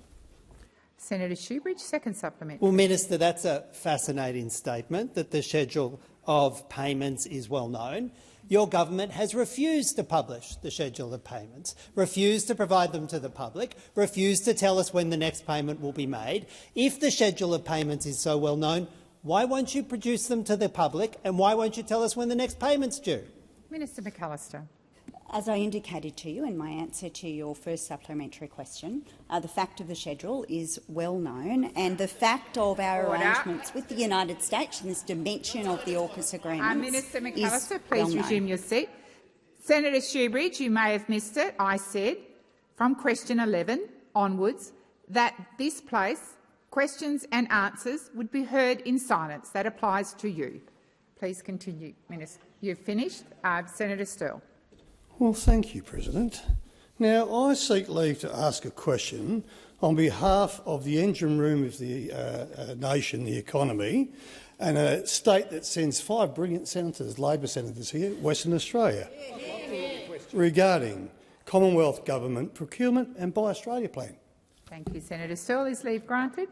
Leave is not granted, Senator Sterle. Senator Canavan. Thank you, Madam President. As we are aware, this week— my question is for the Minister for Industry and Science, Senator Ayres. As I'm sure he's aware, this week the operators of the Tomago aluminium smelter announced they may be imminently closing as higher power prices destroy the viability of this great facility.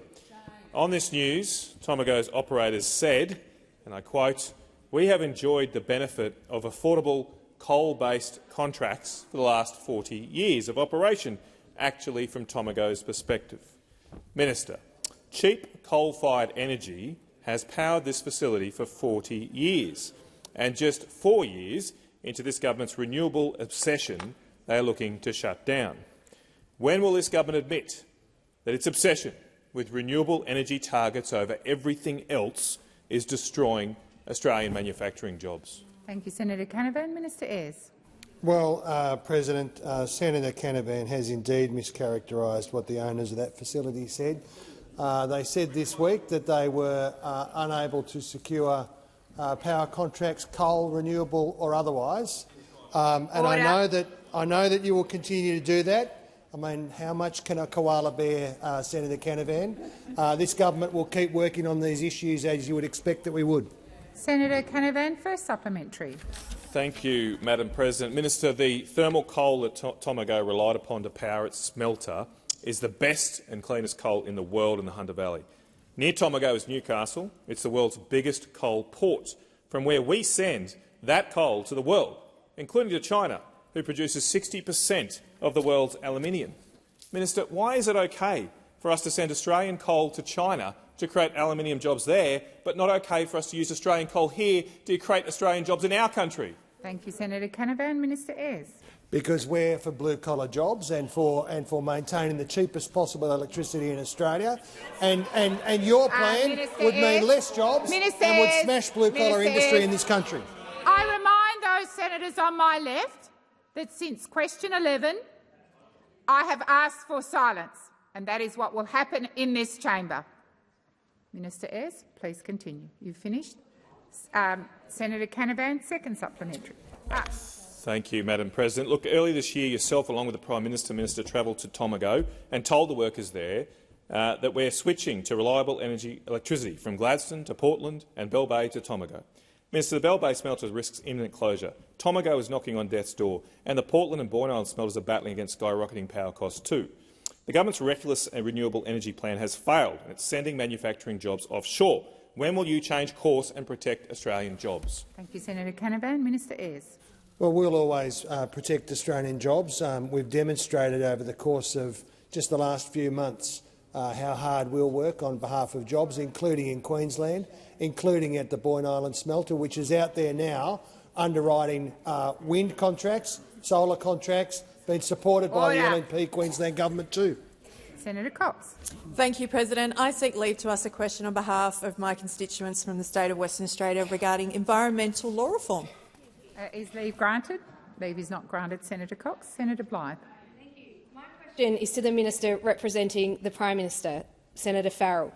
The government has publicly described the incident on 19-20 October in the South China Sea, in which a Chinese Su-35 fighter jet release flares dangerously close to a Royal Australian Air Force PA-8A, Poseidon maritime surveillance aircraft, as unsafe and unprofessional.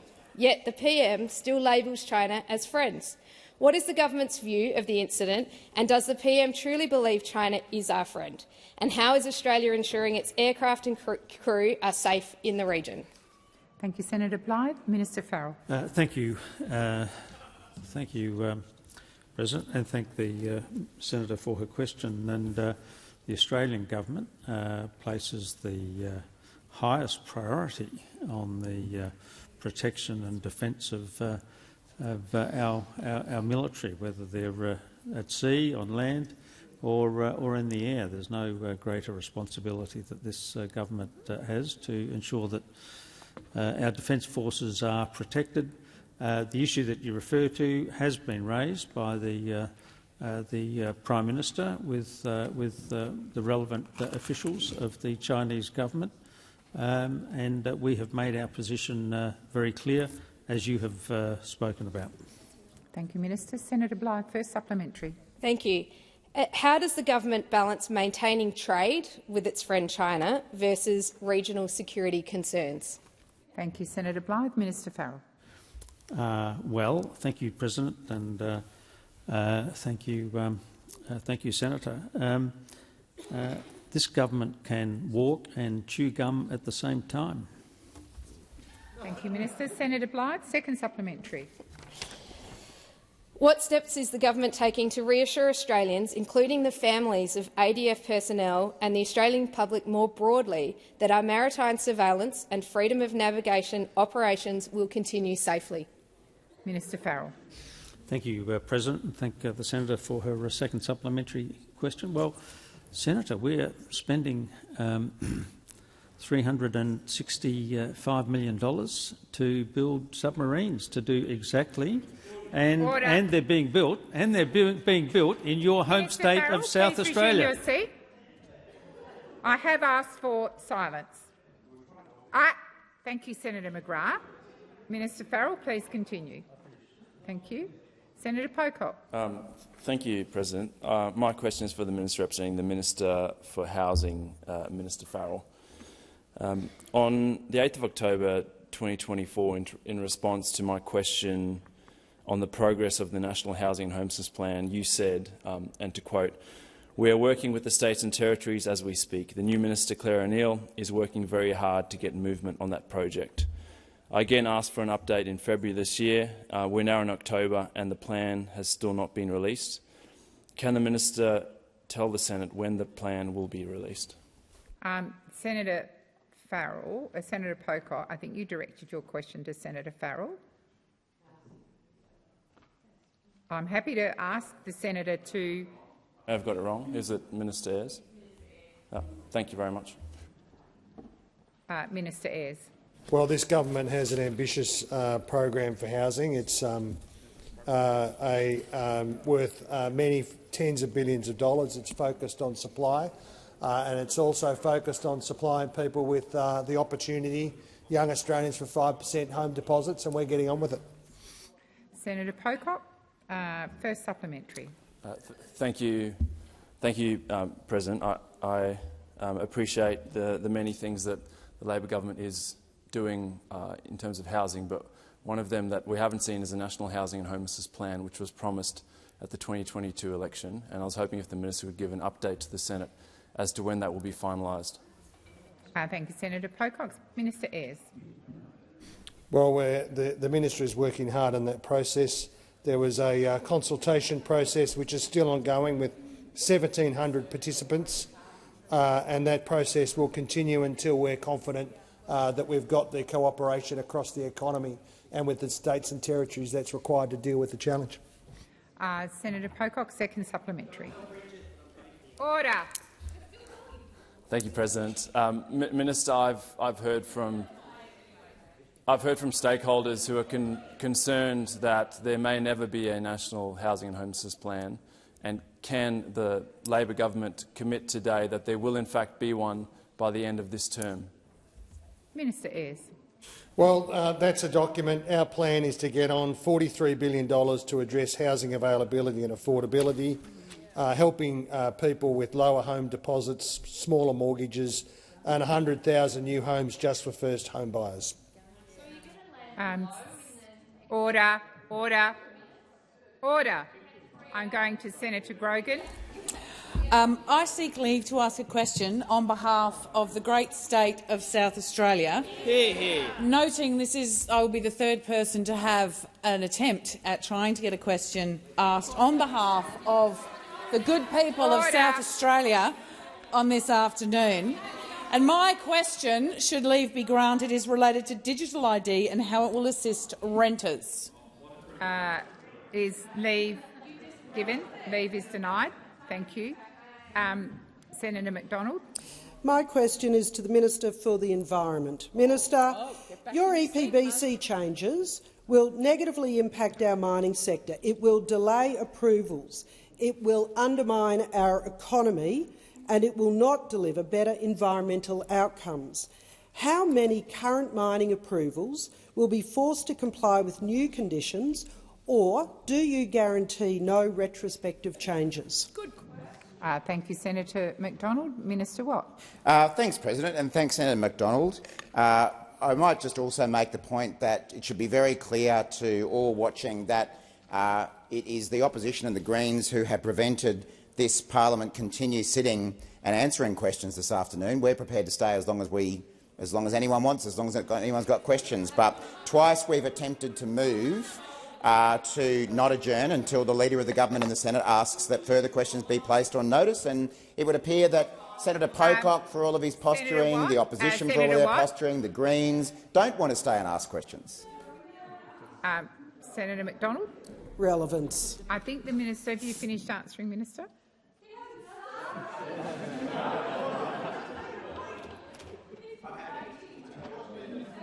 Okay. So,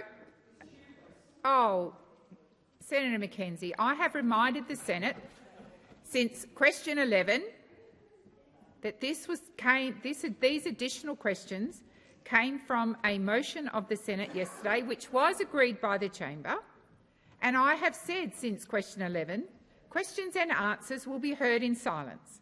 I also remind all senators of the motion that was passed earlier in the week, which went to respect. So I should not have to call individual senators. I should not even have to call order. You can have the robust debate in the answer to your question, but in the intervening time you will listen in silence. Senator McDonald, you were making a point of order. I will draw the minister to your question. Minister Watt. Thanks, President. Well, Senator McDonald, I'm very pleased that on day one, when we introduced the bill into the House of Representatives, we've seen support for the reforms by the AI Group, who of course represent many businesses in the mining sector, along with the Clean Energy Council and the Housing Industry of Australia. So just like they're on board, you should get on board too. Thank you, Minister. Senator McDonald, first supplementary. Given that the minister has just refused to guarantee that there will be no retrospective changes, Minister, I want to ask you, it takes 16 years on average for a mine to progress from exploration to production. Will you guarantee that the stop work orders proposed in the EPBC changes will have clear time limits imposed? Thank you, Senator McDonald. Minister Watt. I've got a really good suggestion for Senator McDonald of how to speed up approval times, and that's to vote for the government's legislation. I'm waiting for silence. Order. Order. There's a number of people jumping. I'm assuming you are seeking to ask questions rather than raise points of order, because we are still with Senator McDonald. Senator McDonald, second supplementary. Just to be clear, the minister has failed to ask two questions. Minister Gallagher. Order. Just to be clear, the government has failed to answer two very specific questions that industry is asking, and you can pretend that they're not asking as much as you like, but that is the question on their lips. So, Minister, will you rule out a climate trigger in the EPBC reforms? Thank you, Senator McDonald. Minister Watt. Did that already.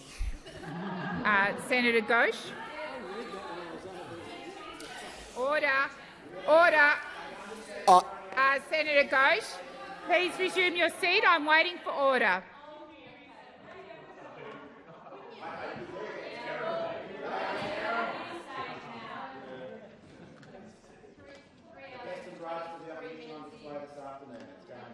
I'm still waiting for order. Senator Ghosh. I seek leave to ask a question on behalf of the State of Western Australia concerning junior rangers. Is leave granted? Leave is not granted. Senator Ghosh. Thank you. I'm going to go to Senator Hodgins-May. Thank you, President. I seek leave to table a non-conforming petition. Is leave granted? It was agreed earlier. No, leave is not granted. Senator Hodgins-May. Senator Colbeck. Thank you, President. My question is to the Minister for Early Childhood Education, Senator Walsh. Minister, on the 28th of July, in response to a question from me, you said that, and I quote, "We are implementing the findings of that report," that being the Productivity Commission report into childcare. How many of those recommendations have been implemented, and when will that work be completed? Minister Walsh. Thanks, Senator Colbeck. Well, the Albanese Labor government believes in quality universal early childhood education. We commissioned the Productivity Commission to do a report. We are implementing the recommendations of that report, starting with our historic decision to award a 15% pay rise to our nation's valuable early childhood educators. Thank you, Senator Walsh. Senator Colbeck, first supplementary. Thank you. Recommendation 5.3 of the Productivity Commission report recommended supporting multi-site services. The Abracadabra Childcare Centre, Family Daycare Centre in Latrobe caters for 33 children over 25 families. Addison's Childcare Centre in Sprayton caters for 50 children over 37 families, and the non-implementation of those of recommendation 5.3 means those centres will have to close. Minister Walsh.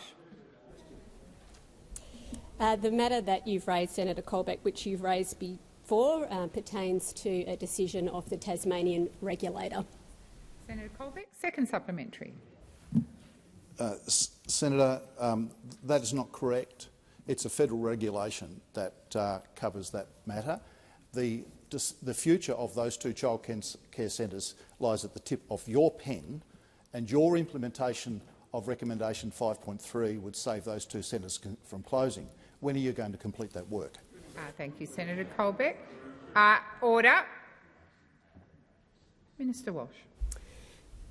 Senator Colbeck, our government is aware that there are regions in the country that are underserved and unserved with quality early childhood education. That is why we are investing $1 billion in our Building Early Education Fund to increase supply of quality early childhood education to those regions, which is $1 billion more than you ever put into early education. Senator Brown. Thank you. I seek leave to ask a question on behalf of the beautiful state of Tasmania regarding the nutrition workforce. Is leave granted? Leave is not granted. Senator Brown. Order.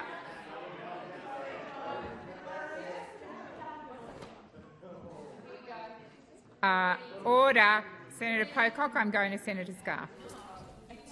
As the senator from the beautiful state of Queensland, my question is directed to the Minister representing Home Affairs, Minister Senator Watt. The Illicit Tobacco National Disruption Group was finally established to combat the explosion in criminal activity, including my home state of Queensland, surrounding the illegal tobacco trade in Australia. The illegal tobacco underworld hoovers up approximately $10 billion a year in Australia and is linked to numerous murders, firebombings, robberies and other criminal activities. Can you guarantee that the establishment of this task force, funded in the 2023-24 budget, will see a reduction of illegal tobacco entering this country undetected? Thank you, Senator Scarr. Senator Watt. Minister. I can certainly guarantee that the Albanese government is taking strong action against illegal tobacco. I remind the Senate once again that since question 11 I have demanded that, and I've ordered, that questions be heard in silence and answers be heard in silence. Senator Scarr, first supplementary. Thank you, President. Earlier this year, a 27-year-old woman was killed in her home in Melbourne after a failed attack by gangs involved in the illegal tobacco trade targeted and burnt down the wrong house. Will no further lives be lost, businesses be firebombed and robberies occur now that this disruption group is finally in place? Thank you, Senator Scarr. Minister Watt. Thanks, President. I think all of us have immense sympathy for those who pay a price for these terrible crimes, and that's why our government is taking strong action to crack down on illegal tobacco. Thank you, Minister Watt. I'll wait for silence once again. I'll wait for silence. Senator Scarr. Thank you, President. Criminal activity has exploded under your government's watch, with people living in fear and small businesses having to close their doors after robberies and firebombings. Given that you cannot assure Australians that this task force will ensure their safety or stop the import of illegal tobacco in Australia, how many firebombings, robberies, killings will now take place, and how many tonnes of illicit tobacco will now enter the country in the next 6 months? Do you have an estimation? Thank you, Senator Scarr. Minister Watt. Thanks, President. Thanks, Senator Scarr. Well, as is very much on the record, additional funding has been provided to Border Force to support frontline resources to tackle illegal tobacco. We've committed $188.5 million to the ABF over 4 years, among other investments. We remain committed to tackling illegal tobacco, and we'll do everything we can to crack down on it. Senator Ruston. My question is to the Minister representing the Prime Minister, Senator Farrell. Does the Prime Minister stand by his commitment— It being 5:30, Senator Ruston, the Senate will now adjourn. And Minister Gallagher.